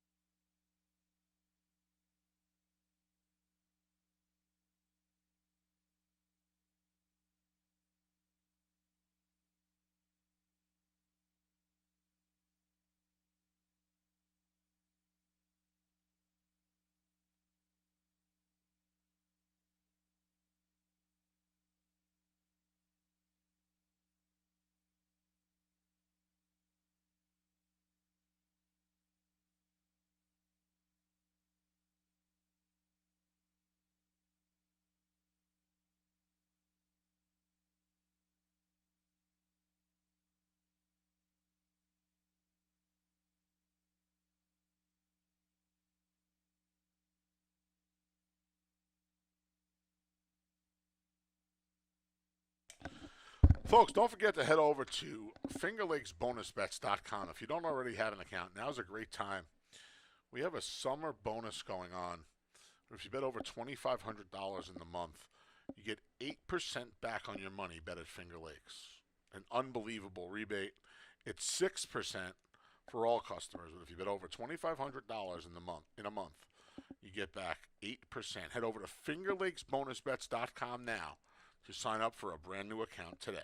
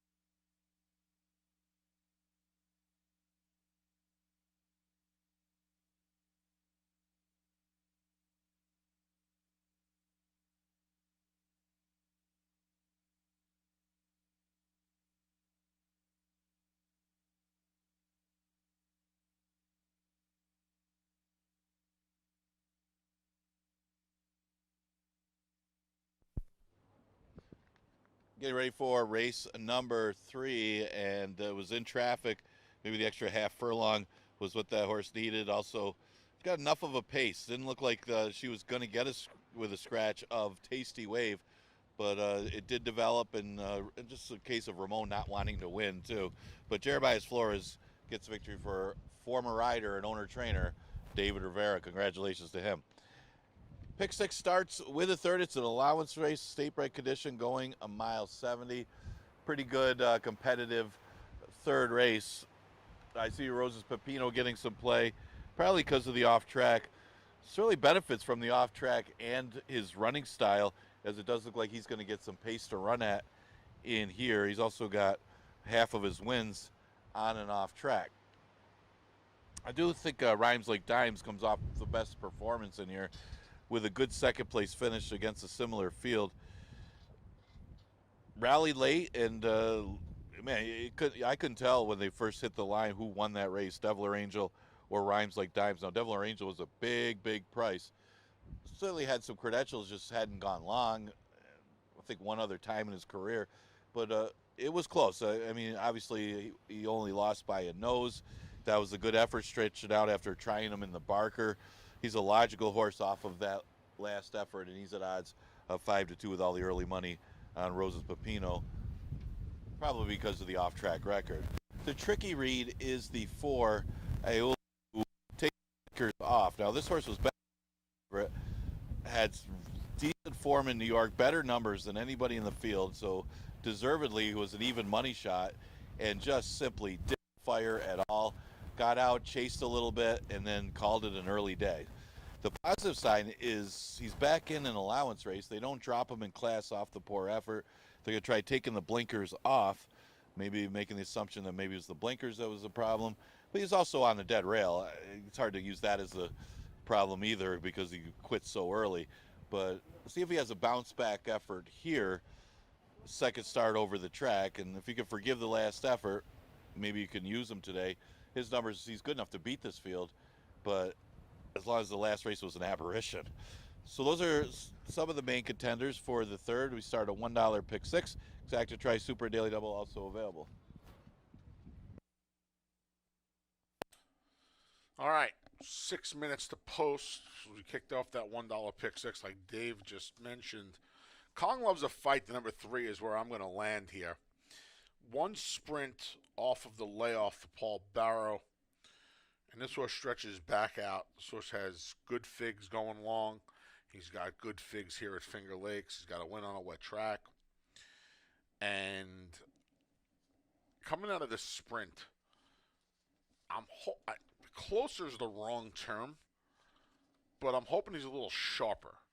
And there's a lot of speed in here. Honorable Avenue has speed from the rails. Shanty Shack is plenty fast. Ola takes the blinkers off. Maybe they were a hindrance to him because he's run some stinkers lately, especially the last one up here at Finger Lakes. But I think there's a lot of pace in here today. I think that's going to set it up for Kong Loves a Fight. He's a square price at 9-2. See if Jeremiah Flores can go back-to-back on the Tuesday card. Rhymes Like Dimes was real good stretching out. Lost a tough photo to a $63 winner in Devil or Angel last time out. He had a tough start, too. He kind of blew the brake. He ran way too good to lose last time. I worry a little bit that he reacts off that figure. He jumped 12 points from his layoff race in the Barker to that figure stretching back out last time. So I do worry about that a little bit. I worry about him going backwards a little. But he's another one who should benefit from all of the pace in here.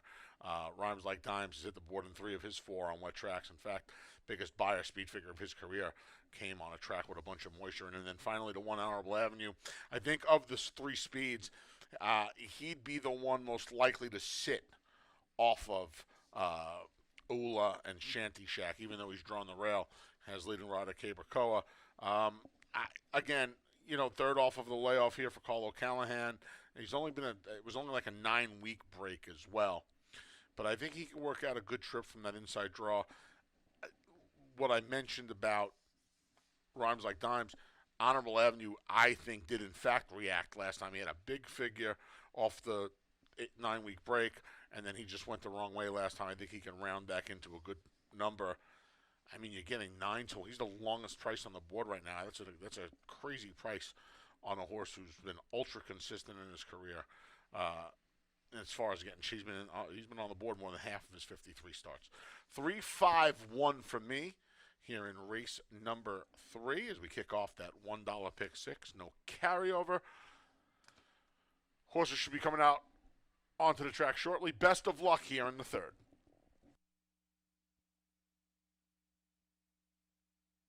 And once again, if you need those free PPs, head over to fingerlakesgaming.com. They're available courtesy of our friends over at Equibase each and every racing day of the 2024 season. fingerlakesgaming.com.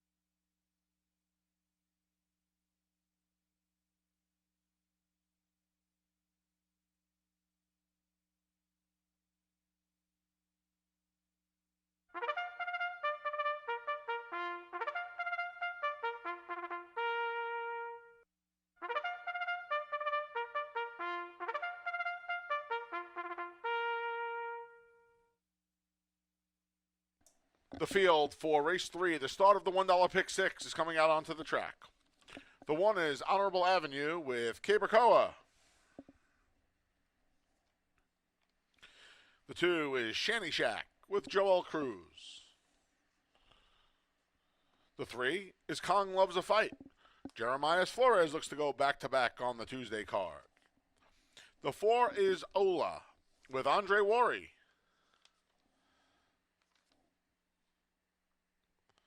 The 5 is Rhymes Like Dimes with Nazario Alvarado. And the 6 is Roses Pepino with Brandon Whitaker. Post times in a little over a minute. And once again, the $1 pick 6 starts here.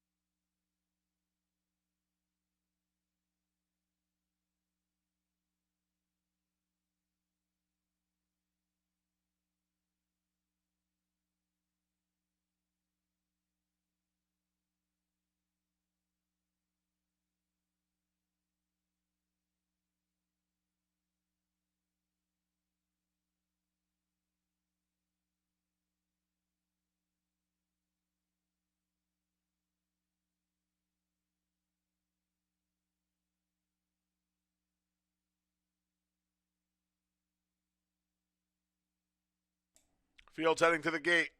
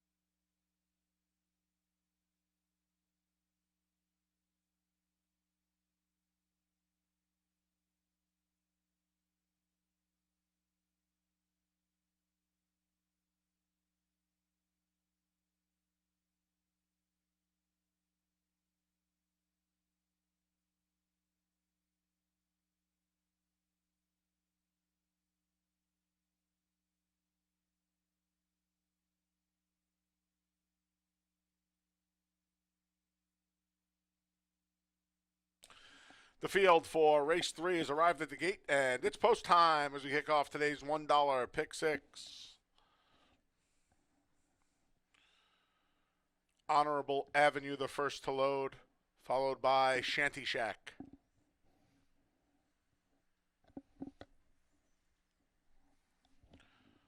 Kong Loves a Fight goes in.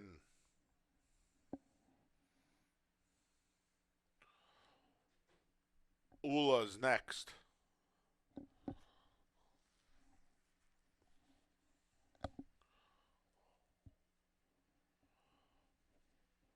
Rhymes Like Dimes goes forward. The last to load is Rose's Pepino. They're in the gate.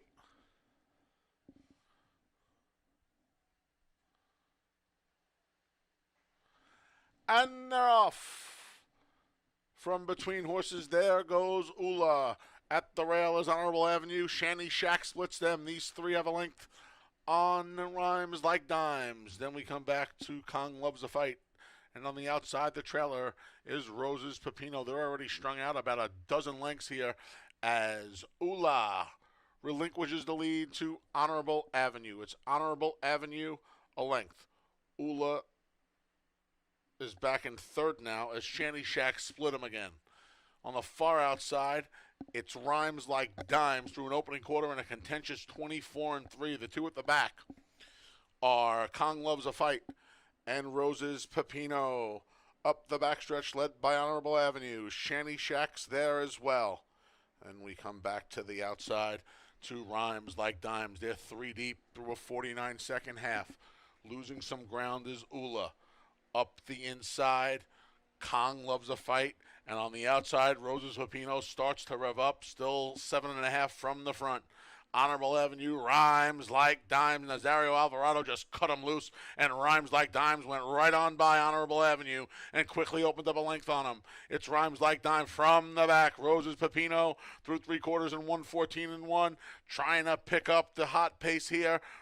Off the turn and into the stretch. Rhymes Like Dimes, the first to take advantage of the pace. He opened up two. Rose's Pepino is only challenger here, but they're coming to the eighth pole. Rhymes Like Dimes. Nazario Alvarado went left-handed, and he responded, and he's got a 5-length lead. Rhymes Like Dimes going to report home an easy winner as the favorite here in the third. He won it by a half dozen. Then it was Rose's Pepino. Honorable Avenue held on for third. Ula was fourth in 1:46-1.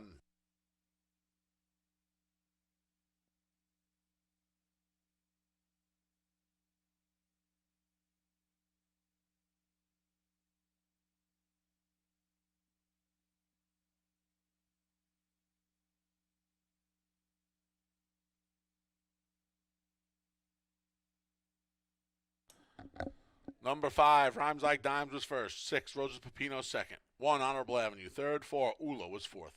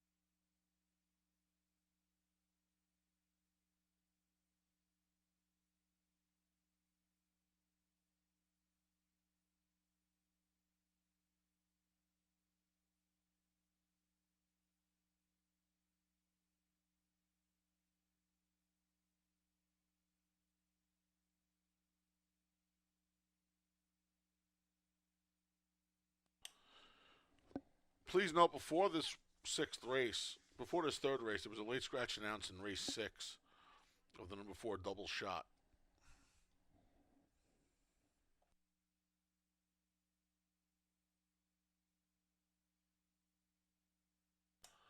Turning to the winner's circle is the number 5, Rhymes Like Dimes. 5-year-old gelding's the son of Union Jackson out of the Bernardini mare Sleek, a New York bred. Rhymes Like Dimes is owned and trained by Timothy P. Murphy, winning rider Nazario Alvarado. And it's official.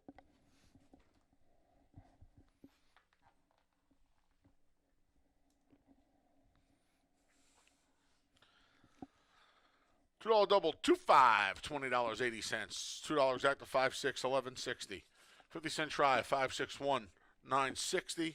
And the 10-cent super, 5-6, 1-4, $7.40. Race 4 comes up next. It's the start of today's 50-cent pick 5. No changes in the fourth. Post time for race 4 is in just over 21 minutes.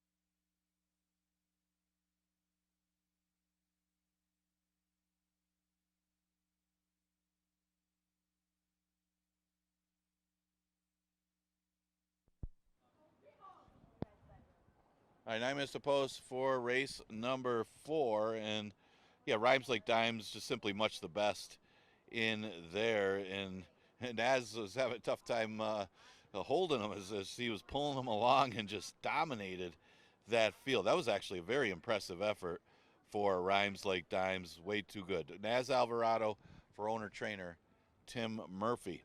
Never Went Two Claimer is the 4th. It goes the distance of 6 furlongs. You see the early money on the 2, Matoli's Legacy. Shouldn't mind the off track. He's never encountered an off track. He does have decent breeding for it. He never missed the board in any start. Some of those starts at Churchill Downs, he was claimed for 40, and he came in and ran a good third last time on June 17th. Now, if you remember June 17th, that was a very good day for speed. Front Speed won most of the races, and the top 2 finishers in front of her both came back to win anyway. Dale Avenue's a legit pretty good one. She's won 3 in a row. And Grand Indy Lady Indy came back and won. Again, they beat not the strongest of fields their next starts, but they did win. And Matoli's Legacy, again, was against it that day because Front Speed was good. So a lot of arrows point towards Matoli's Legacy in this race, that she might just be better than this field. She's got to have enough tactical speed to stay close, though, with the 1, Necessary and Proper, who does look like the main speed from the inside.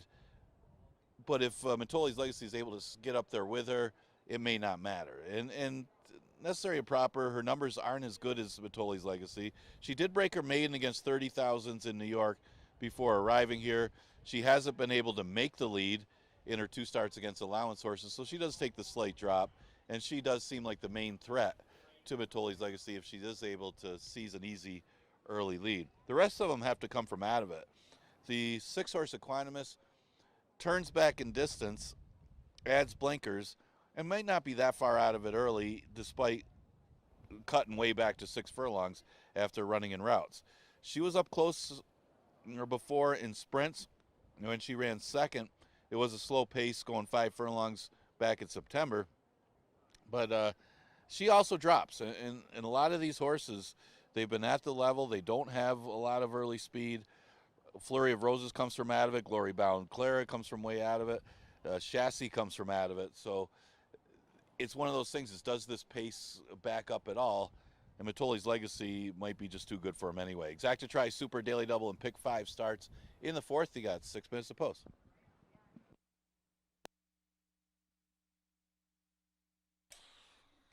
All right, going to take a little shot against the favorite here. Necessary and Proper. You know, you got all these droppers in here. The 1, 2, 3, and 6 dropping down. The 4, Flurry of Roses coming back for Buckley off the waiver. And I just wanted somebody a little different. So Necessary and Proper, the number 1, gets Lasix for the first time. I was perplexed as to why this filly didn't get Lasix in her first 4 starts of the year down at the Big A. And then her 2 starts here. And she ran against some tough horses since arriving here. Bustin' Time, Latest Edition, North Soul Dancer, Mamijo Dreams. So I went to Necessary and Proper over the favorite Matoli's Legacy for all the reasons Dave said. And then the 3, Glory Bound Clara, third off the layoff for William Bartlett. She's had Lasix in her last 2. I just think the class relief is going to help her. She's also performed pretty well with some moisture in the ground earlier in her career. I think it's as easy as 1, 2, 3 here in race number 4. The Pick 5 starts here. This would be a great race to try to beat the favorite. I think she's a little vulnerable. I'm going to use the 1, 2, and 3 in my Pick 5. Those are the picks. Best of luck here in race 4.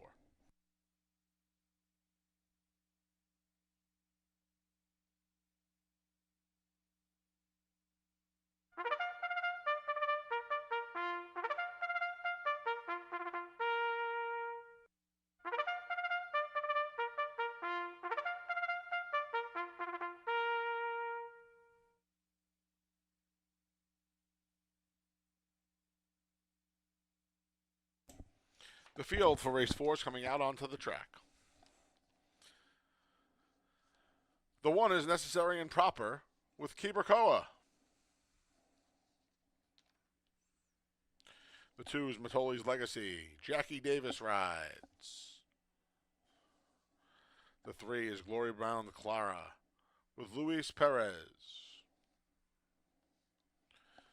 The 4 is Flurry of Roses with Kevin Navarro.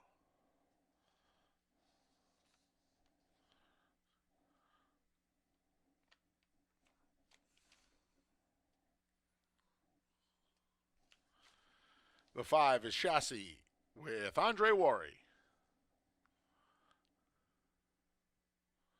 Here's the 6, Equanimous. Joel Cruz rides.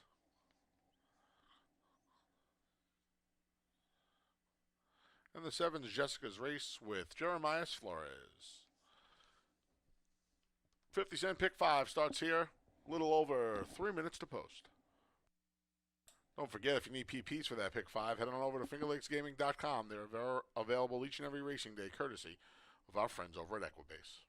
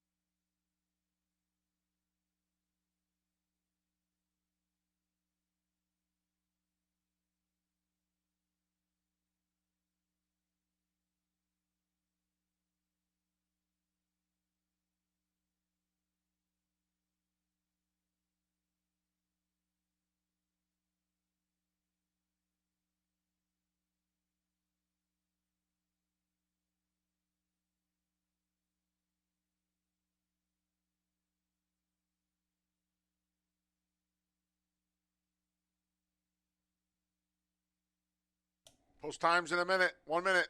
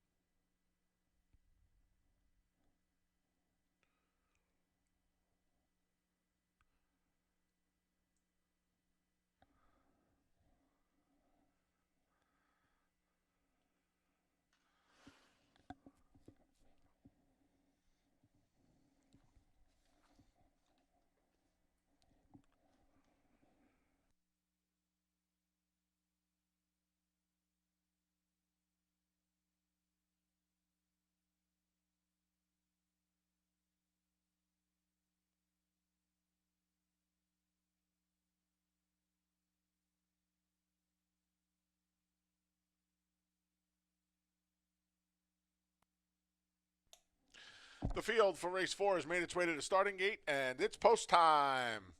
Get ready to kick off today's 50-cent pick 5. First to load is Necessary and Proper.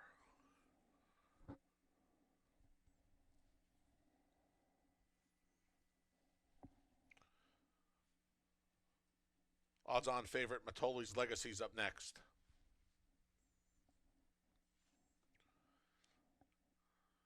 Here's Glory Bound Clara.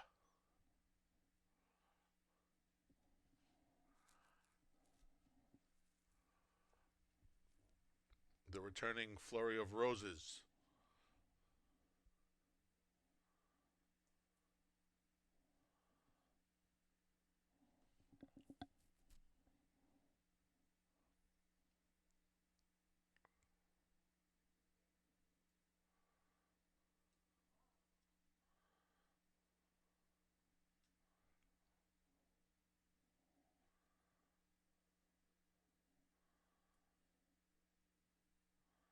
Here's Chassis.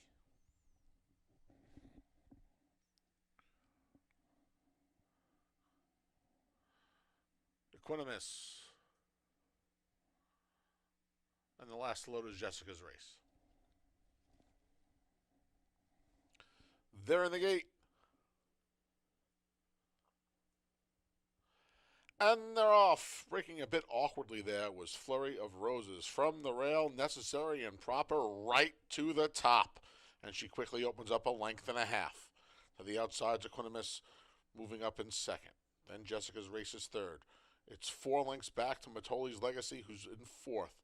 She's 2.5 lengths in front of the duo of Glory Bound Clara and Chassis. And at the back, after the awkward starts, Flurry of Roses. The field makes their way to the far turn through an opening quarter in a hot 22-4. Necessary and Proper dealing with Equanimus. Jessica's Race, Jeremiah Flores trying to motivate her from third. Still a lot to do for Matoli's Legacy. The big favorite has about 10 lengths to make up, followed by the gray Glory Bound Clara and Chassis off the turn and into the stretch through a half in 46-4. Necessary and Proper. Koa's had her in front the whole way. Matoli's Legacy gaining ground at the rail. Equanimus coming back for more down the center. Almost home is Necessary and Proper. Matoli's Legacy to the rail. Equanimus. It's Necessary and Proper. Matoli's Legacy is going to run out of ground. Necessary and Proper a half length. Then Matoli's Legacy, Equanimus, and Jessica's Race in 114 flat.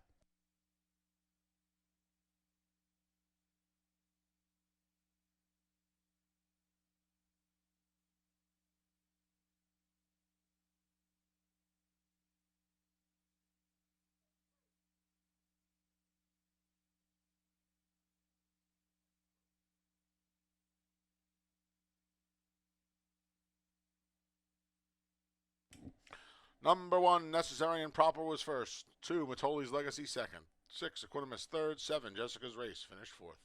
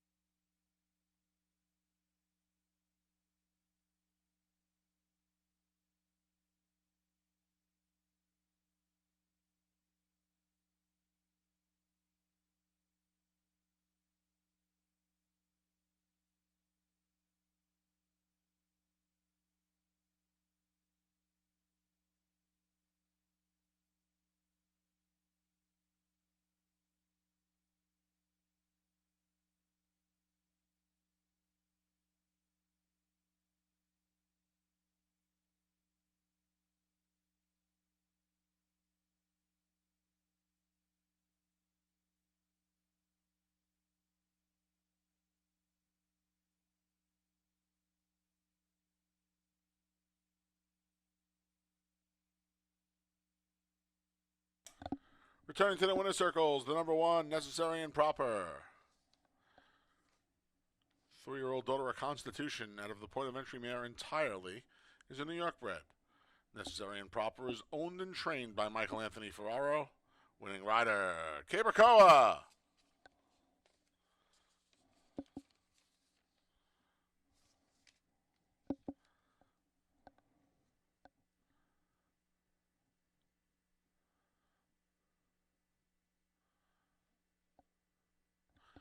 $2 double 5-1 36.40. $2 exacta 1-2 31.80.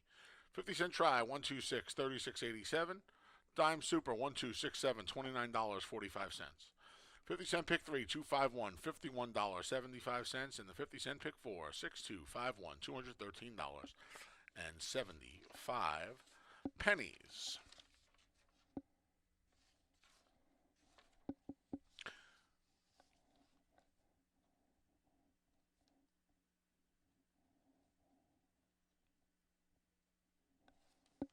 Race 5 comes up next. It's the start of the late pick 4. Here in race 5, the number 4 Crypto Causeway, a rider changed to Emmanuel De Diego. Here in race 5, De Diego rides the 4. In race 6, scratch to 1 Convertible Freeze, the 2 Crunch BBB, and the 4 Double Shot. Race 6, scratch to 1, 2 and 4. Race 7, rider change for the 4, Old Man Winter, to Andre Worry. Worry rides the 4 Old Man Winter in race number 7. And in race 8, please note there'll be no show, try, or superfecta wagering on the finale.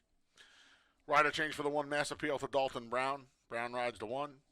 And you can scratch the 3 Devious Mo, 4 Holy Matrimony, 7 D's Wise Guy, and 8 Same. Scratch the 3, 4, 7, and 8 from race 8. Post time from the 5th. The start of the late pick 4 is in just over 22 minutes.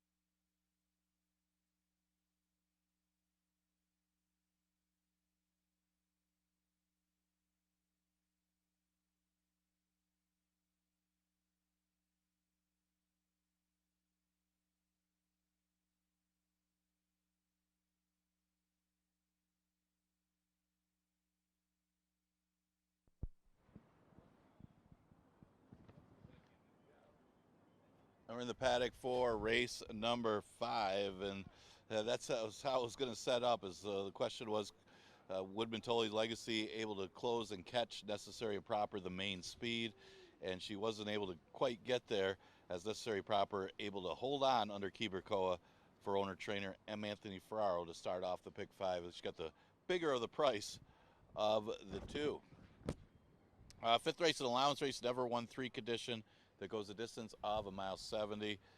And you see the two favorites, and they're probably the main two in here. Love That Bird and Eric Ridge. You also got Mo Trump with Love That Bird, but Eric Ridge, yeah, I was just saying, after watching Love That Bird's last race, man, I got to come back with that horse, but it runs into Eric Ridge, who was pretty impressive in his own right, beating a good field last time off of the maiden victory. They bet the horse too. I mean, but the thing is, Eric Ridge should enjoy the extra distance even more.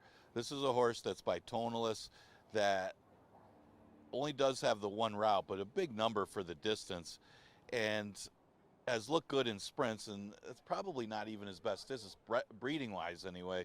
So you would think that stretching his legs out here, he'd be even better, and he is going to be at odds of 3-2, looking for 3 in a row. Like I said, Love That Bird was very impressive with his victory. Just the fact that it wasn't like he got a great trip or anything. He was wide the entire race and just kept coming. You know, he was close up to a very quick pace, and they went 47 to the half, and somehow he was still able to win that race. That was over and off track as well. So there are a lot of things to like with Love That Bird. Now, the numbers are not good enough to beat Eric Ridge. Of course, those are Eric Ridge's sprint numbers. So unless Eric Ridge regresses in the route, Love That Bird may have to run even better. But again, he did run a race where he didn't have a great trip, as mentioned. And the horse that was second, Petrolo, came back to win his next start, making Love That Bird's race look that much better. So he's the main threat. He's the one that's getting all the early money right now at odds of even money, with Eric Ridge at odds of 8-5. They seem like the main two in here. I did throw in Tis Lucky as the other one, hoping maybe for a change in tactics, as this horse has just gone too quick early the last 2 races after needing his first start in a sprint. So we haven't seen the best of Tis Lucky. And last race was a good field. I mean, Barrel of Quest is no slouch, and neither is Thunderian. Either one of them would probably be favored against this field. So it's a strong field he comes out of, and he wasn't that badly beaten. And he's another one that shouldn't mind an off track with his breeding. So he's another one that could be a contender at a price, at least to be a top 3 threat, but he's got to stop being so aggressive early, and he could be right there and be in your try or super. He's currently at odds of 8-1. But, you know, the pace is kind of big here, too. You got to figure Believe in Josh off the layoff might decide to be aggressive here. Not sure if he's going to need a race or not, but he's pulled off some big upsets before for Brooke Ficarella. He's got some talent, but it's a tough ask going to mile 70 against a pretty decent allowance field. But he's going to be a factor in the pace, and Tis Lucky would probably be good to sit right off of that horse and maybe get first run on some of these other ones. So that's some of the contenders for race number 5. Exacta Tri Super Daily Double and Pick 4 starts in here.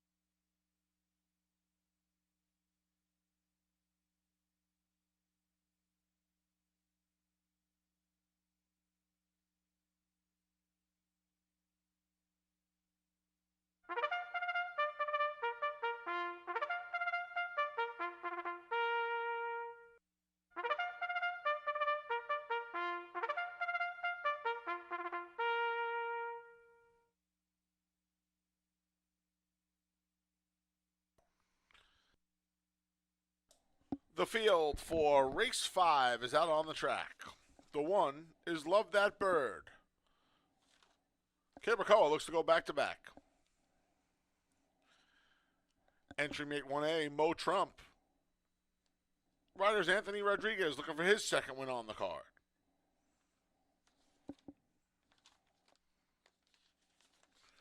The 2 is Eric Ridge with Jackie Davis. The 3 is Believe in Josh with Rafael Rohina Jr. The 4 is Crypto Causeway. Note the rider change to Emmanuel De Diego. The 5 is Tiz Lucky with Joel Cruz. And the 6 is Street Cop Officer with Jeremias Flores, looking for his second win on the afternoon. All right, Eric Ridge. Eric Ridge is the son of Tonalist out of the Henny Hughes mare. Tried 2 turns one time. Second start of his career last year.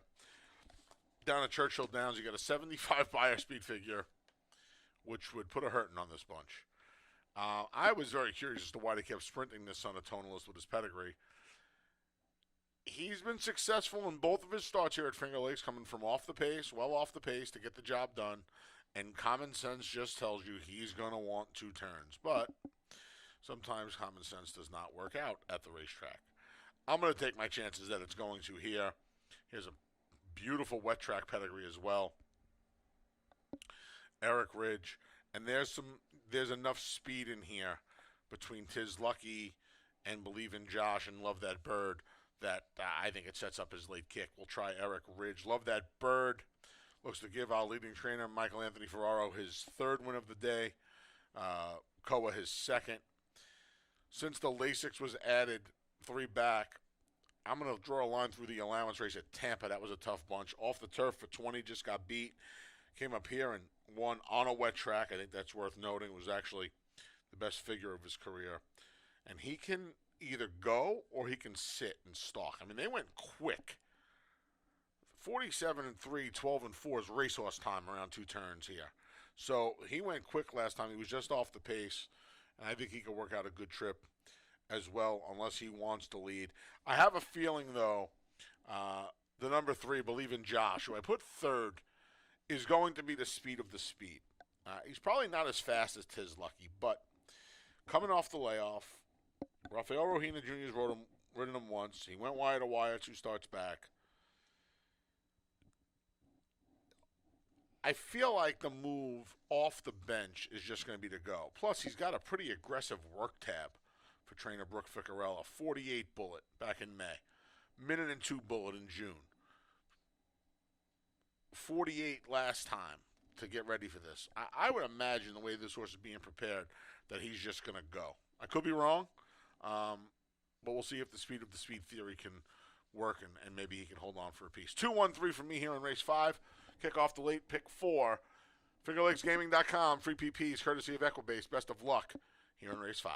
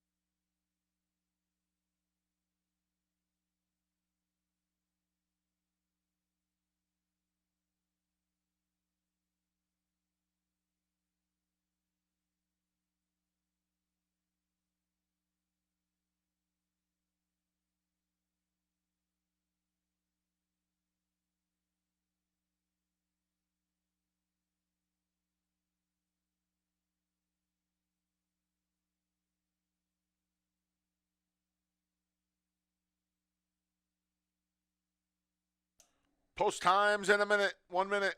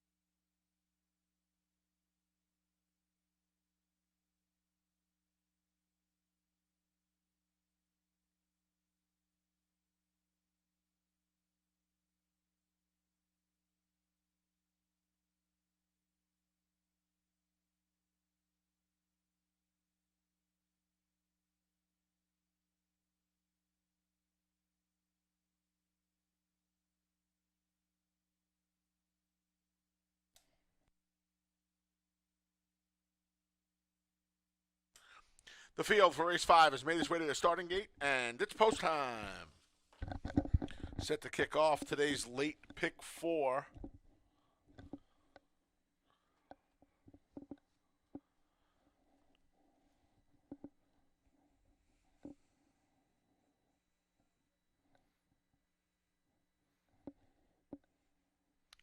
Current favorite Eric Ridge goes in first.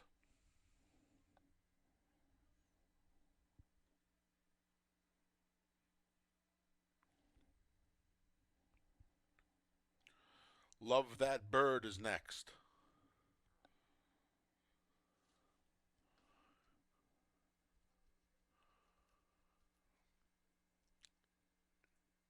Here's Believe in Josh.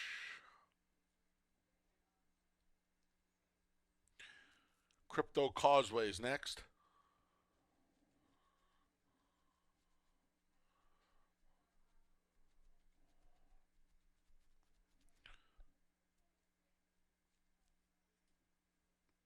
The other half of the Ferraro trained entry, Mo Trump, goes in. Our leading trainer looking for his 3rd win on the afternoon.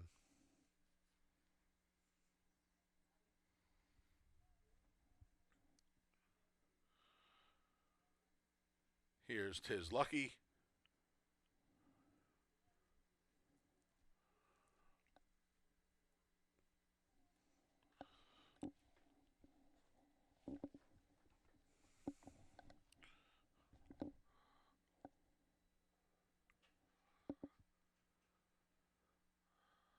Tis Lucky hesitates.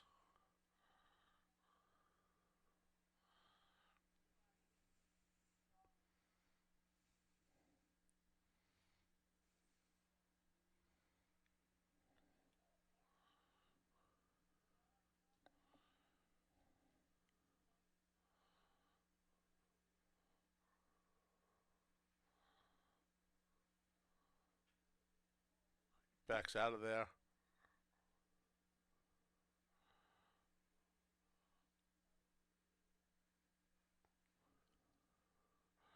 The determined effort by the gate crew got him in. Good job, guys and gals. Mo Trump a little anxious. Settle down. Street cop officers in. They're in the gate.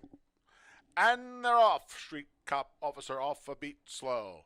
From the inside, it's Love That Bird. Now Believe in Josh, aggressive as well. Other part of the entry, Mo Trump's between horses. And there's Tis Lucky on the outside. Tis Lucky just taken wide there by Mo Trump. Was a little hard to handle. So they bend around the turn the first time, and it's Believe in Josh, Mo Trump, Tis Lucky stacked 3 deep. Moving into 4th is Street Cop Officer. Then we come back along the rail to Love That Bird. Between horses is Crypto Causeway, and at the back is the favorite Eric Ridge. He's already 14, 15 lengths from the front. 24-second contentious opening quarter. Mo Trump emerges with that lead. Along the insides, Believe in Josh. Outsides, Tis Lucky. 4 wide is Street Cop Officer. Trying to make it 4 across the track is Crypto Causeway. It's a gap of 5 to Love That Bird, and it's another 5 to Eric Ridge, who's finally getting underway. Half, 48, so identical 24-second quarters there. On the front end, it's Mo Trump. Mo Trump, Crypto Causeway takes a shot at him right now. Mo Trump a length through 3 quarters and 1:13 and 1. It's Mo Trump. Crypto Causeway has dead aim. Here comes Eric Ridge. Eric Ridge has made up a bunch of ground. They're off the turn and into the stretch. Mo Trump dealing with Crypto Causeway outside. Eric Ridge wanders to the outside as well. They're coming to the 16th pole. He's almost home, Mo Trump. Mo Trump has a 2-length lead, 3-length lead. Crypto Causeway couldn't get him. Neither could Eric Ridge. Mo Trump by 2. Then it was Eric Ridge. Crypto Causeway. Love That Bird was 4th for the Super. Will go back to the 6th Street Cop Officer in 1:45 and 4.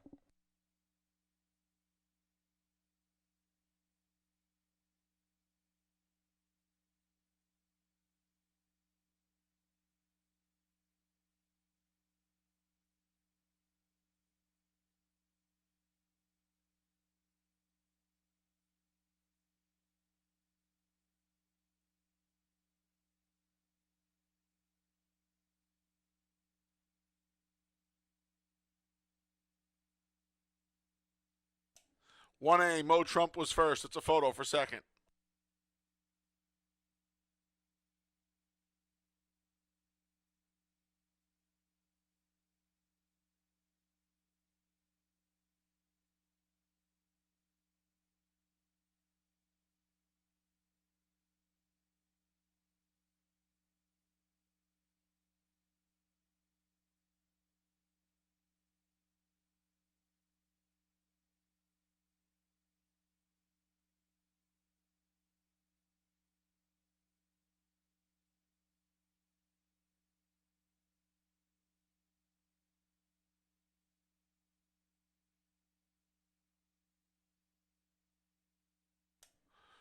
Two, Eric Ridge second. 4, Crypto Causeway third. 1, Love That Bird fourth. 5th, 6, Street Cop Officer. Again, superfecta numbers here will be 1, 2, 4, 6.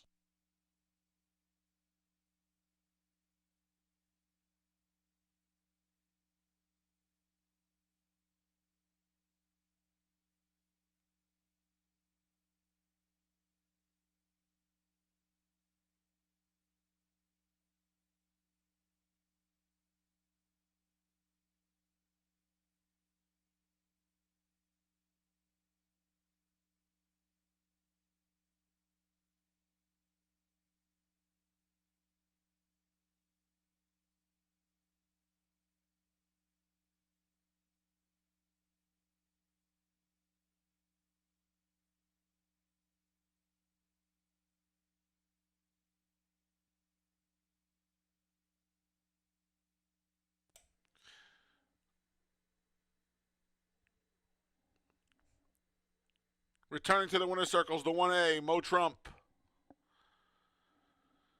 4-year-old Gelding's the son of Motown out of the Mission Impassable Mare Objective Complete. New York bred. Mo Trump is owned by Michael Anthony Ferraro and David Cummings. 3rd win on the card for our leading trainer, Michael Anthony Ferraro. 2 of them have been ridden by Anthony Rodriguez, and it's official. $2 double, 1-1, 44 even.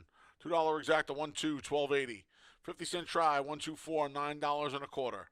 10-cent super, 1-2, 4-6, $4.67. 50-cent pick 3, 5-1-1, $32.12.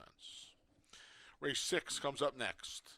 So the final pick 3 of the day starts in race 6. Scratch the 1 convertible freeze, the 2 crunch BBB, and the 4 double shot. Scratch the 1, 2, and 4 in race number 6. Post time for race 6 is in just over 20 minutes.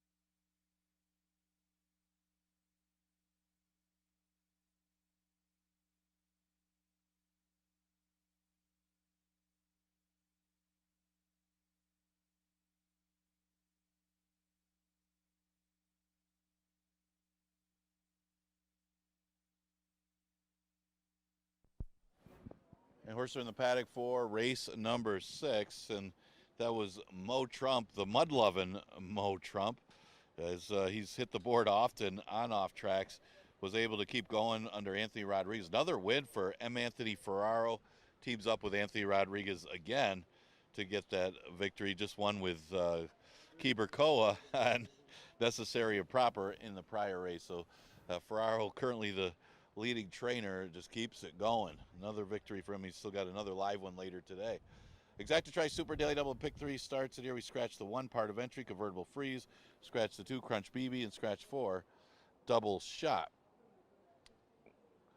Well, like father, like son, if Michael S. Ferraro will have the big favorite in here. Cool Catman. Do we see the return of Harry Hernandez, who did very well here in the past, went out west and did well out there as well. But Cool Kathmandu comes out of simply better races. Hasn't run since May, but does show a good work since then for the return. And this one does look like the speed of the speed. Now there's other pace in here, but he does seem to have a class edge on these 11-9 claimers after running against horses like Doc Advantage last time. Morning Cup is the 5-horse, and this one claimed for $10,000 out of his last race, and it was running competitively against a little bit tougher and has been very popular at the claims box. Now arrives at Finger Lakes for the first time, and certainly classy enough, and this is a good spot for him. If he can stay close with Cool Kathmandu, he could be a factor if that one hiccups in any way.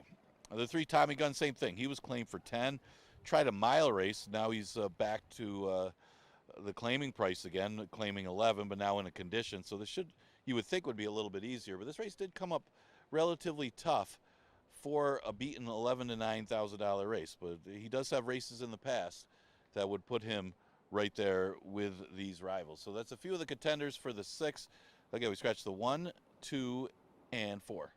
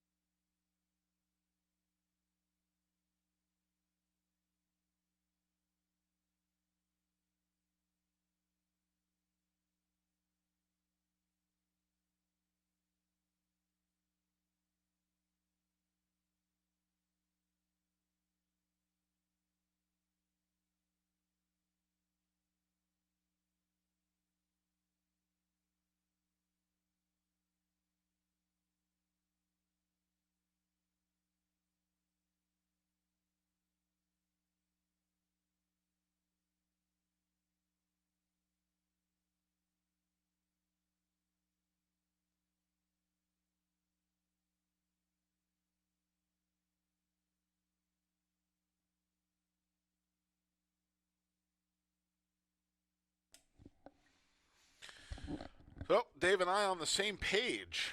Exactly the same page for the first time today. 7-5-3 from me as well. Cool Kathmandu at 6-5 right now. 2 for 3 on wet tracks. He's run really well. Showed speed coming up here. And he just ran against better horses last time. Gets Harry Hernandez in the saddle. First time ever in for a claiming tag. And he has enough speed here. The last ace on his outside has some speed. So does Gimme the Money. But he doesn't have speed to either go or put himself in a tactical spot. And that's all you really want. I feel like today you need to be close. I know we've had a couple of horses run well from off the pace. But I think to get the money you need to be close. And he has that option in his arsenal, which is very important.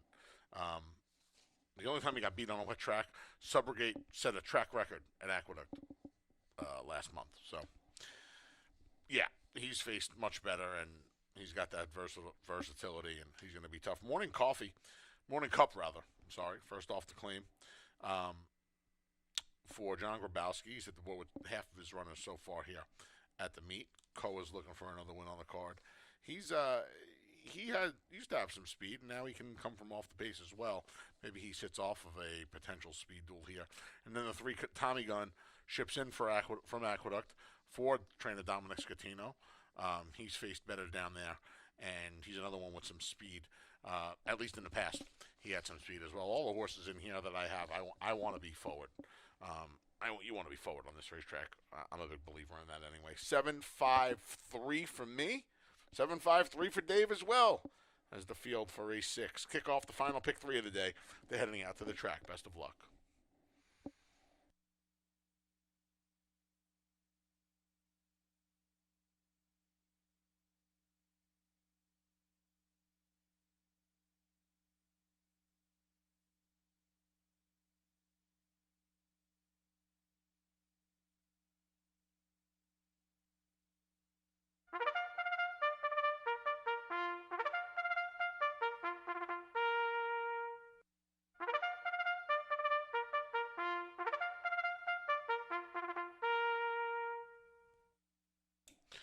And the field for race 6 is on the track. Scratch to 1 convertible freeze.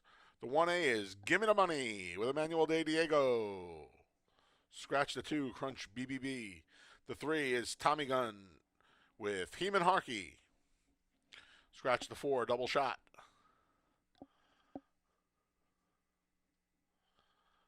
The 5 is Morning Cup with Cabracalbo looking for his second win on the day. The 6 is Old Point. Anthony Rodriguez looking for his third win on the card. The 7's Cool Kathmandu with Harry Hernandez.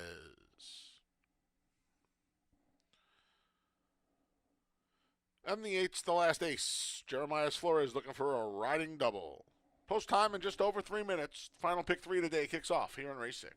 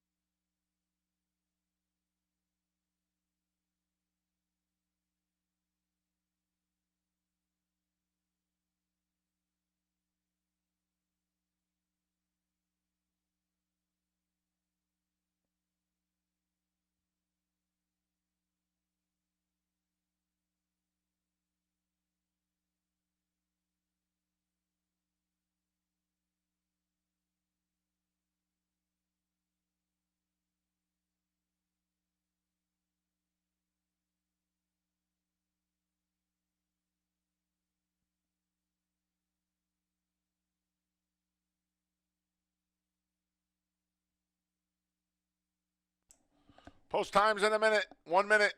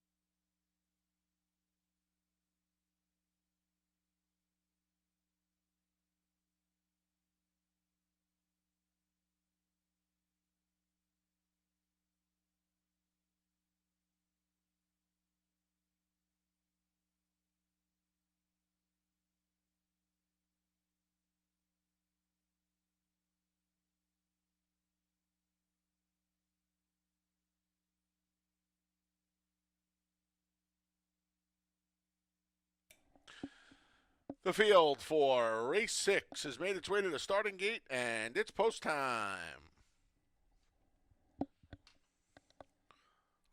Kicking off the final pick 3 of the afternoon. Give Me the Money goes in first.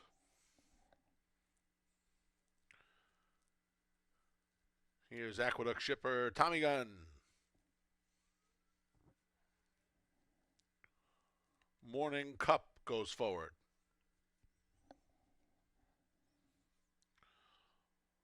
Old Point is next.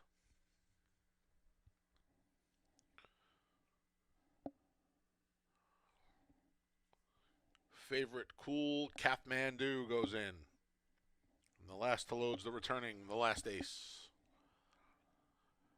They're in the gate. And they're off. The last ace from the outside draw goes to the lead. Cool Kathmandu joins him in second. Along the insides, Give Me the Money. Then Tommy Gunn. Morning Cup joins those two to the outside. 4 lengths from the lead. And the trailer is Old Point. The last ace opens up a 2-length lead on the favorite Cool Kathmandu. Morning Cup has moved into third around both Tommy Gunn and Give Me the Money, who's on the inside. Gap of 4 more. Back to the trailer, Old Point, 22-1. The last ace rips through that opening quarter, and he has a 2-length lead. The favorite Cool Kathmandu comes under a ride from Harry Hernandez. Here comes Morning Cup and leading rider Cabercoa as the field makes their way around the far turn. The last ace. Here's Morning Cup with a 3-wide bid, trying to split him. Cool Kathmandu through a solid half and 45-1. They're off the turn and they're into the stretch. The last ace trying to see it through. Morning Cup took a shot, but he didn't get by him yet. Cool Kathmandu down the center. The rest have a lot of work to do. They're coming to the 16th pole, and the last ace was ready to roll off the layoff of Paul Barrow today. The last ace, flag fall to That's All by 2.5. Then it was Cool Kathmandu and Morning Cup. It got tight for 4th. Either Old Point or Give Me the Money in a sharp 112-2.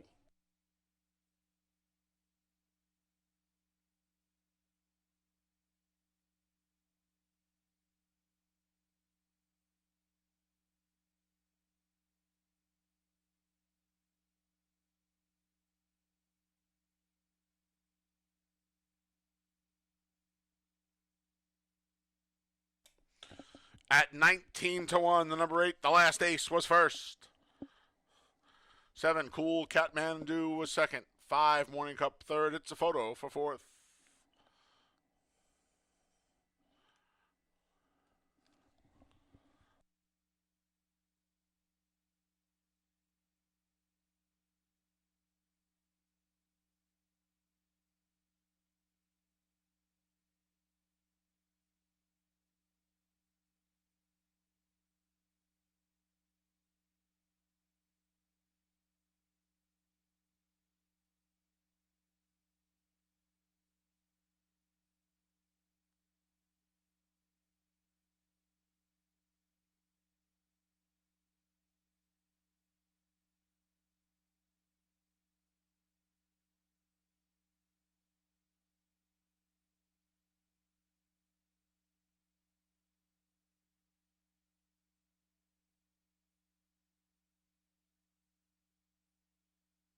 One A, give me the money, was fourth.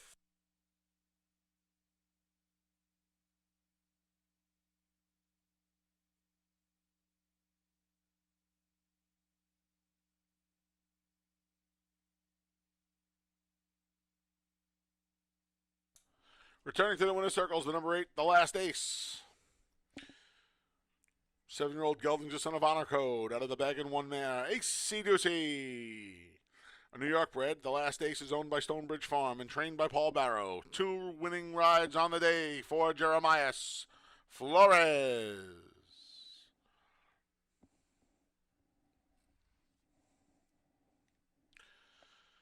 $2 double, 1-8, 95 even. $2 exacta, 8-7, 88 even.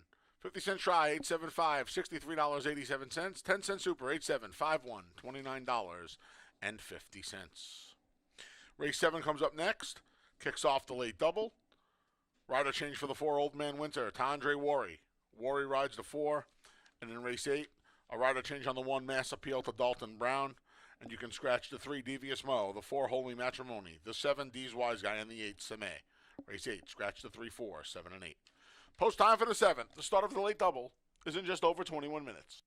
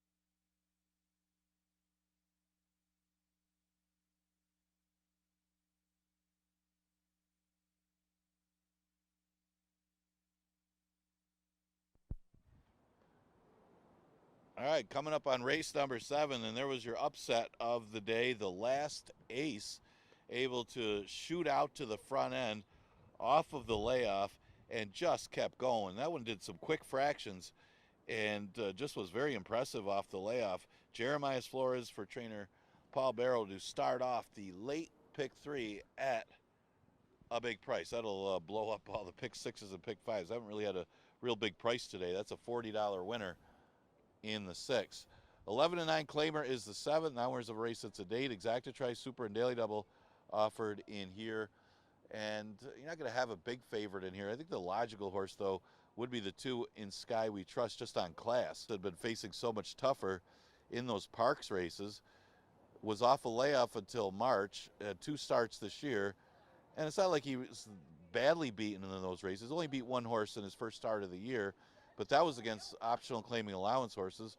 And the last time in a conditional 25, he finished 4th. I mean, beat 3 horses, lost by 7 lengths. Buyers are still in the 60s, and that's still good enough to beat these if he takes to this racetrack. One of his wins are on and off track, so we'll see if he does. He's at 5-2. The 8 is Nutsy. Nutsy steps up after being claimed for $5,000 out of his last start. He's run well in both starts. His first start of the year may have needed, but he still shot out there to the front from the rail and was able to hang on, but actually bothered Smooth Tails in the late stages, so got his number taken down, so he got to win the condition the next time, run in it again and win, and may have even improved. I'm Anthony Farrar, already 3 winners of the day, and this horse very versatile on the outside. Question's going to be how he handles the off track. He has never won on the off track, has hit the board a few times, but it's not like he's been an off track lover. Got lost to Production Credit, who's in here on an off track, who kind of likes it. So it's not that tough of a race as far as 11 and 9 when you consider, other than the 2 in Sky We Trust and the 3 Trap the Dream, majority of them are basically $5,000 claimers he's up against. So he plays the 3-horse Trap the Dreams mentioned. He's got a class edge on most of these other than In Sky We Trust. Bowing Snowman, Old Man Winner, Son of Darkness, Beach Bench Walk, they're all $5,000 claimer basically. Trap the Dream has been running against allowance types and 11 and 9. His problem is his closing style. He's never been in the top 2 at this distance. So if the 5.5 furlongs is the issue, they're going to have to come back to him. Exacta Tri Super and Daily Double offered in race number 7. You got 6 minutes to post.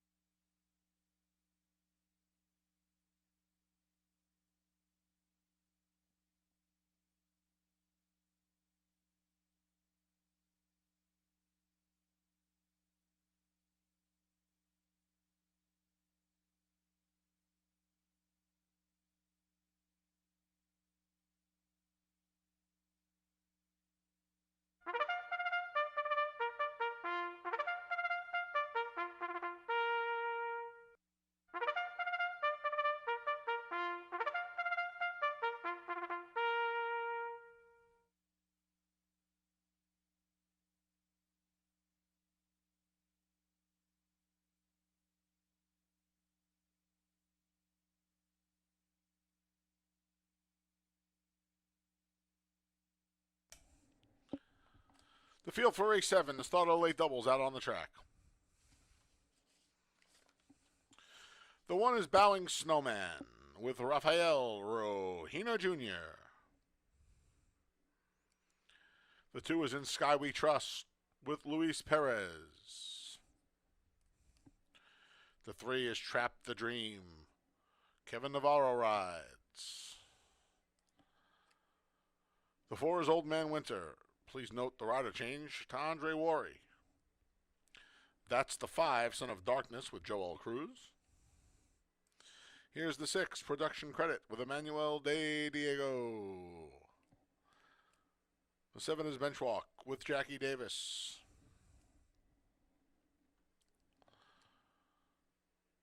The 8 is Nutsy with Cabercoa. And there's the 4, Old Man Winter. Note the rider change to Andre Worry.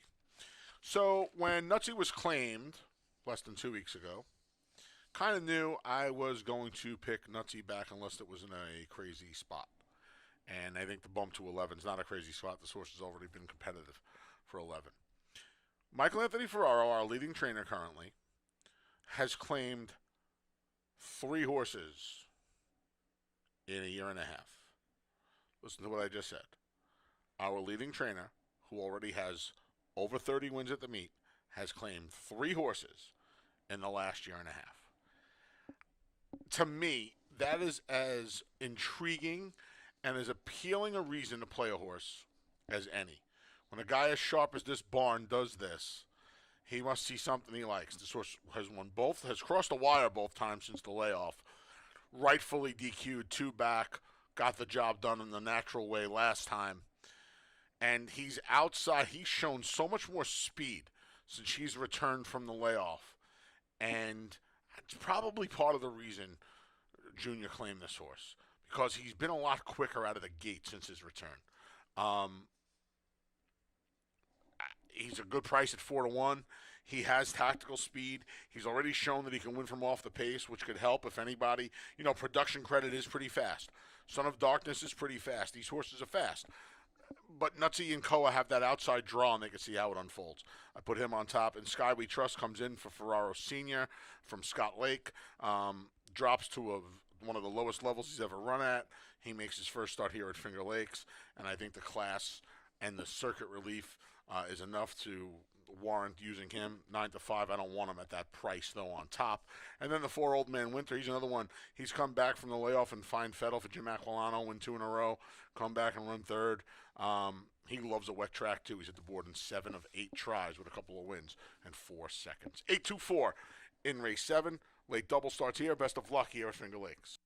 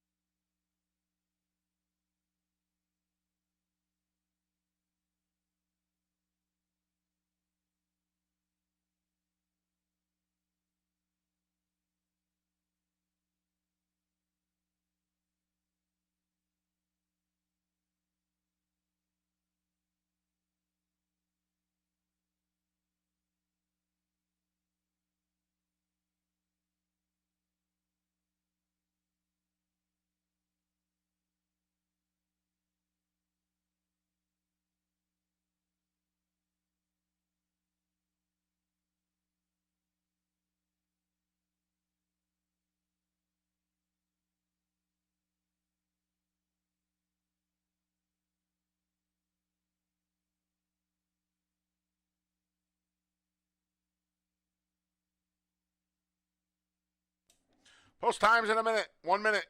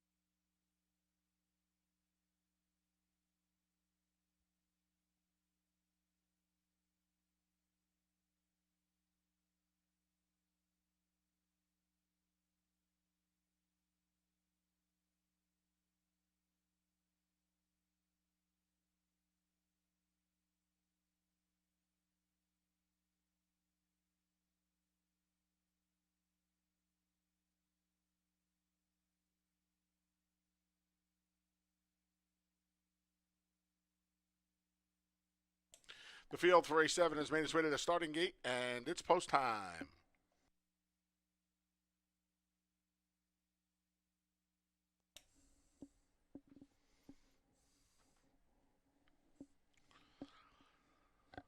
First one to load is Big Long Shot Bowing Snowman.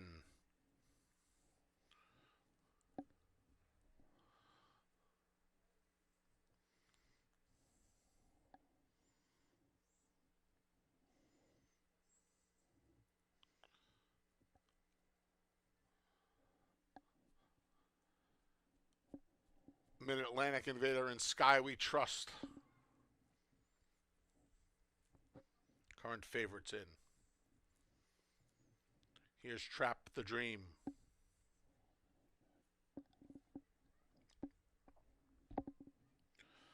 Old Man Winter is next.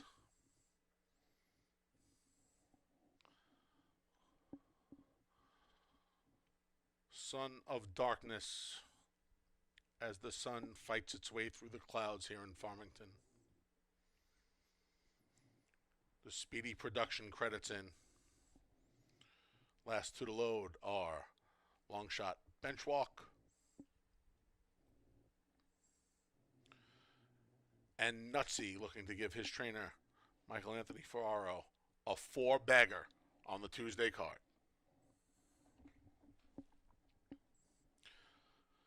They're in the gate. And they're off. Nutsy, there's production credit, and to his inside, Son of Darkness at the rail, Bowing Snowman aggressive as well. None more so, though, than production credit. Emmanuel De Diego throwing the reins at him, hustling him out of there. Son of Darkness puts pressure on now from his inside and along the rails, Bowing Snowman. It's a gap of 2.5 to Nutsy, who settled into 4th, just outside of Old Man Winter. Then we come back about, a half a dozen lengths to In Sky We Trust, Trap the Dream, and Benchwalk. 22 seconds flat. Production credit battling away here. Here comes Nutsy, 3 wide in the offing. Son of Darkness trying to keep pace as well. From the back, In Sky We Trust, revving up with Luis Perez. Off the turn and into the stretch through a 46 1/2. Here's Nutsy. Nutsy just took the lead away from production credit. Fresh challenge coming from In Sky We Trust. Nutsy, In Sky We Trust. Nutsy trying to hold off In Sky We Trust. Nutsy's almost home. In Sky We Trust lunges. Nutsy, a half length. Junior got 4. He beat his dad with In Sky We Trust. In Sky We Trust, then production credit, and Old Man Winter in 105 3.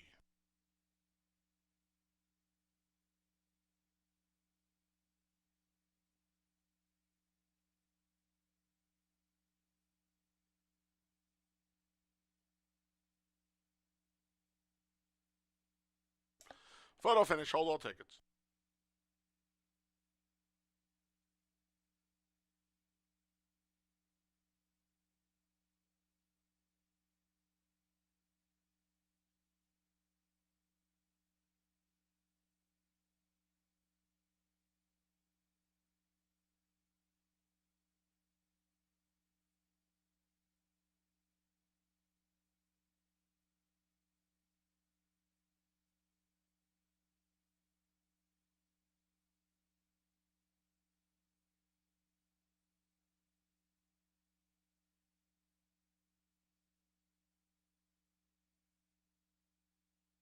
Number 8, Nutsy was first. 2, In Sky We Trust second. 6, production credit third. 4, Old Man Winter finished 4th.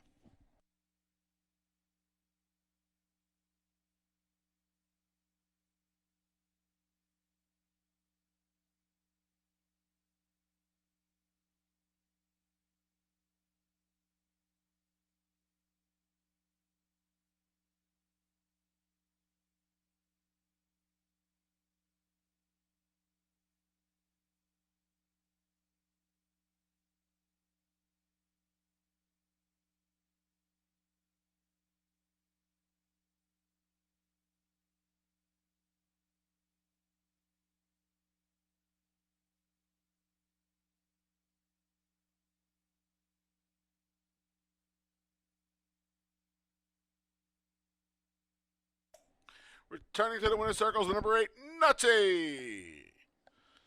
6-year-old gelding by Exaggerator out of the Officer Mayor Special Dream. Nutsy is owned and trained. All 4 wins. He's owned a piece of them as well.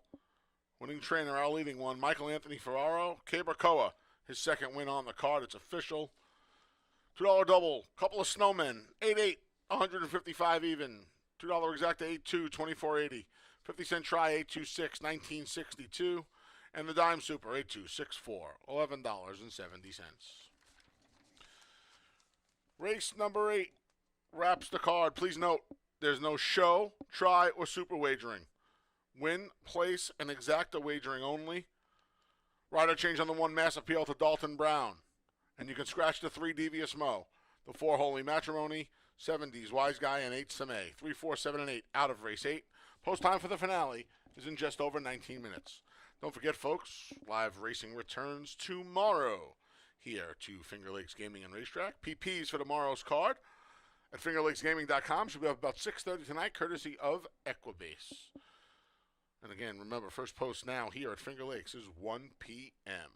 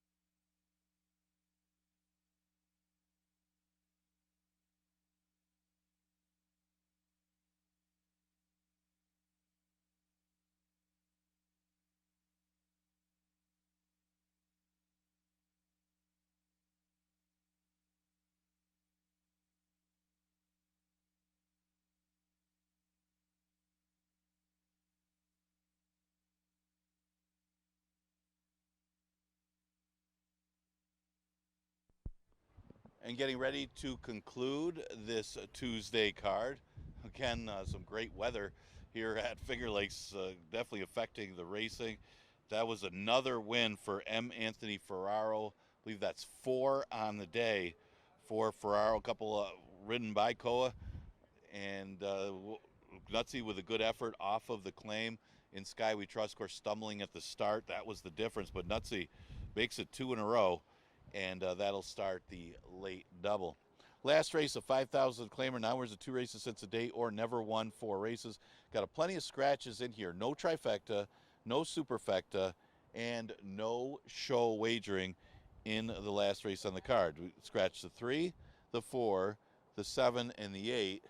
Not only do those scratches matter, it does affect the pace as well. You got Paul Barrow trainees Brock Boninoff and Bustin Pietre. You would expect Bustin Pietre to stalk it here and Brock Boninoff to be the speed. And it's just a question of is he good enough to keep going against this field? He's got a good record on the off track. He shouldn't mind it at all. He came out running his first start off the layoff and won on the off track. So they're going to have to chase after him. And it's just a question of, in the small field, if they could chase him down. Brock Boninoff at odds of 2 to 1. It does look like he's got a little bit of a tactical edge. Although you do have some tactical speed types, just not as fast as that one. Sutton Breeze takes a drop back down in class to 5,000 after running a solid second to New York Anthem, who is very sharp right now, ran 111 that day. So if you can run second to New York Anthem, you should be able to do very well against these 5,000 claimers. And another one that has got a good record on and off track. He's got 4 starts, 3 wins, and a second. And the slight class relief should help as well, although the rail doesn't help. The other horses to consider, you got an entry for Tim Murphy. Mass Appeal, doesn't mind an off track. You also got Smooth Tails, who's got 3 wins on and off track. Both of them have enough tactical speed to stay close with Brock Boninoff, and both of them could be a factor in this last race. Now, it's a small field, only 4 betting interests. You do have the entry, which includes that, but it is a pretty competitive last race of the day. We are going to continue live racing tomorrow. We're going to continue with that 1 o'clock first post. We're going to continue 1 o'clock first post all the way through August into September until September 4th. So that'll be our next live day and the final day of the racing week tomorrow with that 1 o'clock first post. We'll see you then.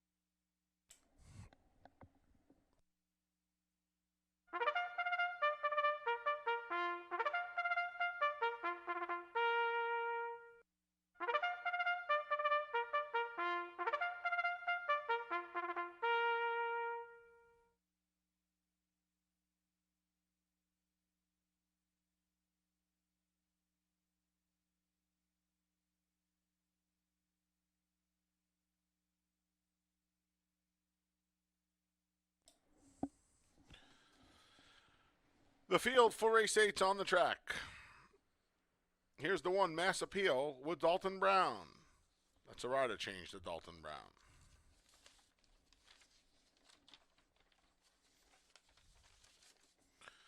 The 1A is Smooth Tails with Jackie Davis. The 2 is Sutton Breeze with Luis Perez. Scratch the 3 and 4. The 5 is Rachmaninoff and Kevin Navarro.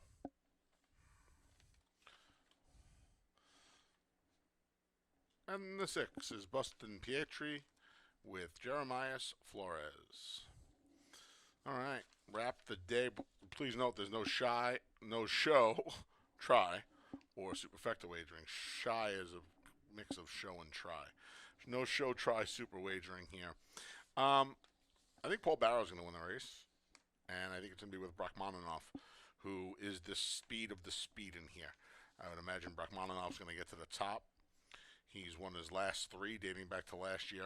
I do find it a little interesting, we'll get to it in a minute, that Jeremias Flores is running Buston Pietri. He won on both of these horses last time, and he's on Buston Pietri. We'll talk about that in a second. I just think Rachmaninoff is faster than anybody else in here. Sutton Breeze is drawn inside. I would imagine part of the entry is going to go probably Mass Appeal. But Rachmaninoff is just flat out faster than these. And then I don't want the horses chasing after him. So Buston Pietri was on the lead, but he's not that fast. So I would imagine that Flores waits and makes one run, and if he can beat his stablemate, he beats his stablemate. But I think Rachmaninoff is just too fast for these horses early on. I think he just takes them wire to wire. I put Buston Pietri second with the theory that he's just going to sit second. Those races, some of those races at Charlestown, they're around 2 turns, 7 furlongs, 6.5. He's got a really good record here at Finger Lakes, good record on the wet track. Does Buston Pietri, and like I said, there was a day and time where he was probably as fast as Rachmaninoff, but I don't think that that version of Buston Pietri exists anymore. So Rachmaninoff over Buston Pietri. No one is alive in the pick 6. There'll be a carryover tomorrow. So get your PPs tonight, right around 6:30. They'll be available over at fingerlakesgaming.com, courtesy of Equibase. Study up for tomorrow. Again, remember, first post here at Finger Lakes is now 1 p.m., 1 o'clock each and every racing day. Thanks for joining us today. We'll be back tomorrow at 1. Get your PPs tonight and study up for that pick 6 carryover. We'll see you then.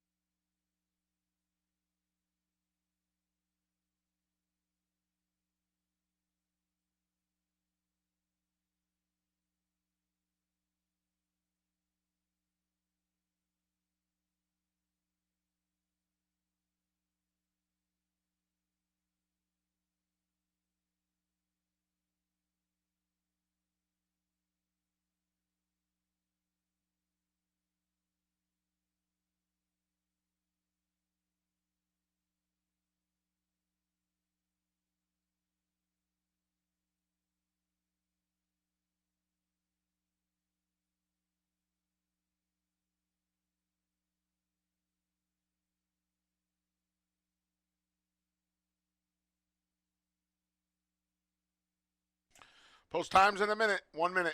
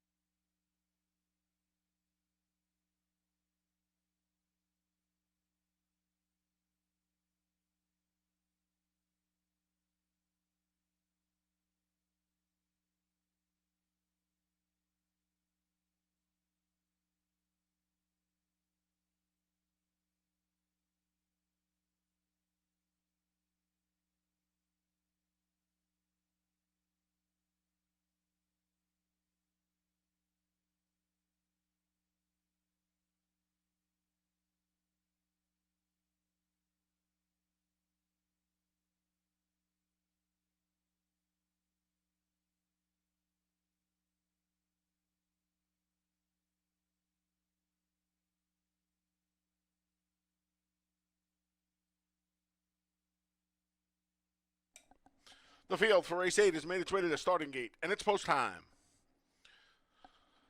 Set to wrap the Tuesday card. Don't forget, once again, free PP is courtesy of Equibase over at fingerlakesgaming.com. Available tonight at 6:30 for tomorrow's card. There will be a carryover in the pick 6. Sutton Breeze the first to load. Here's Brock Monanoff.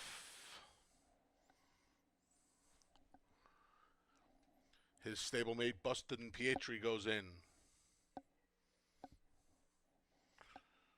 The last two to load the actual entry in here, Mass Appeal and Smooth Tails.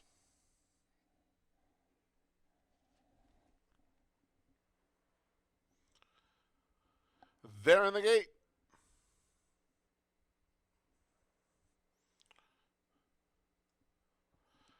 And they're off. A stutter step beginning there. Jumped at the start was Bustin Pietri.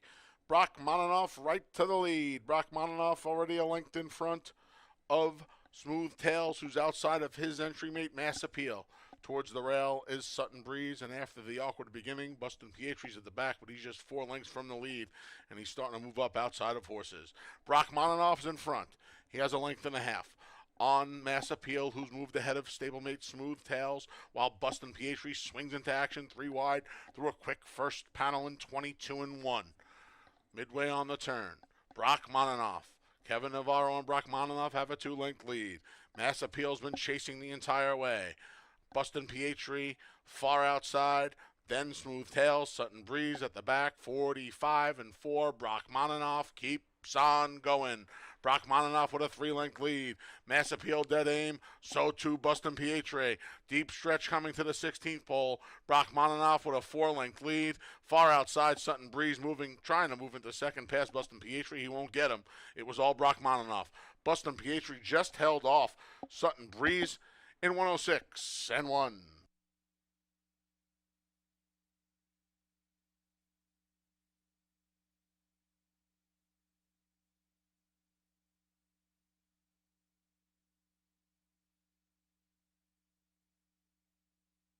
Number 5, Brock Monanoff was first. It's a photo for second.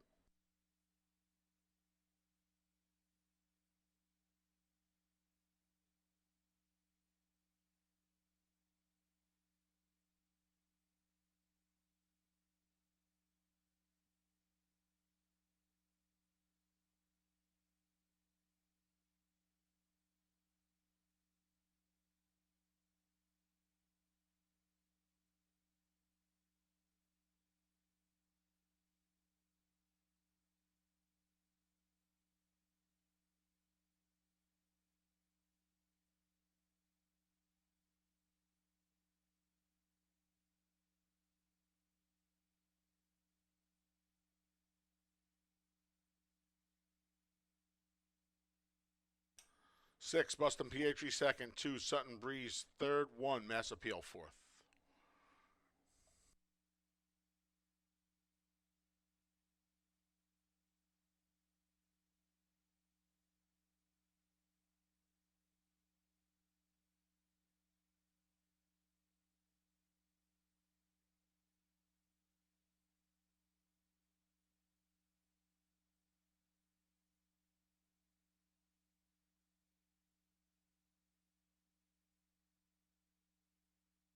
Turning to the winner's circles, the number 5, Brock Monanoff.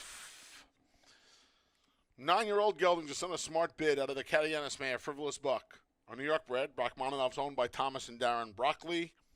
2 wins on the day for trainer Paul Barrow. Winning rider, Kevin Navarro.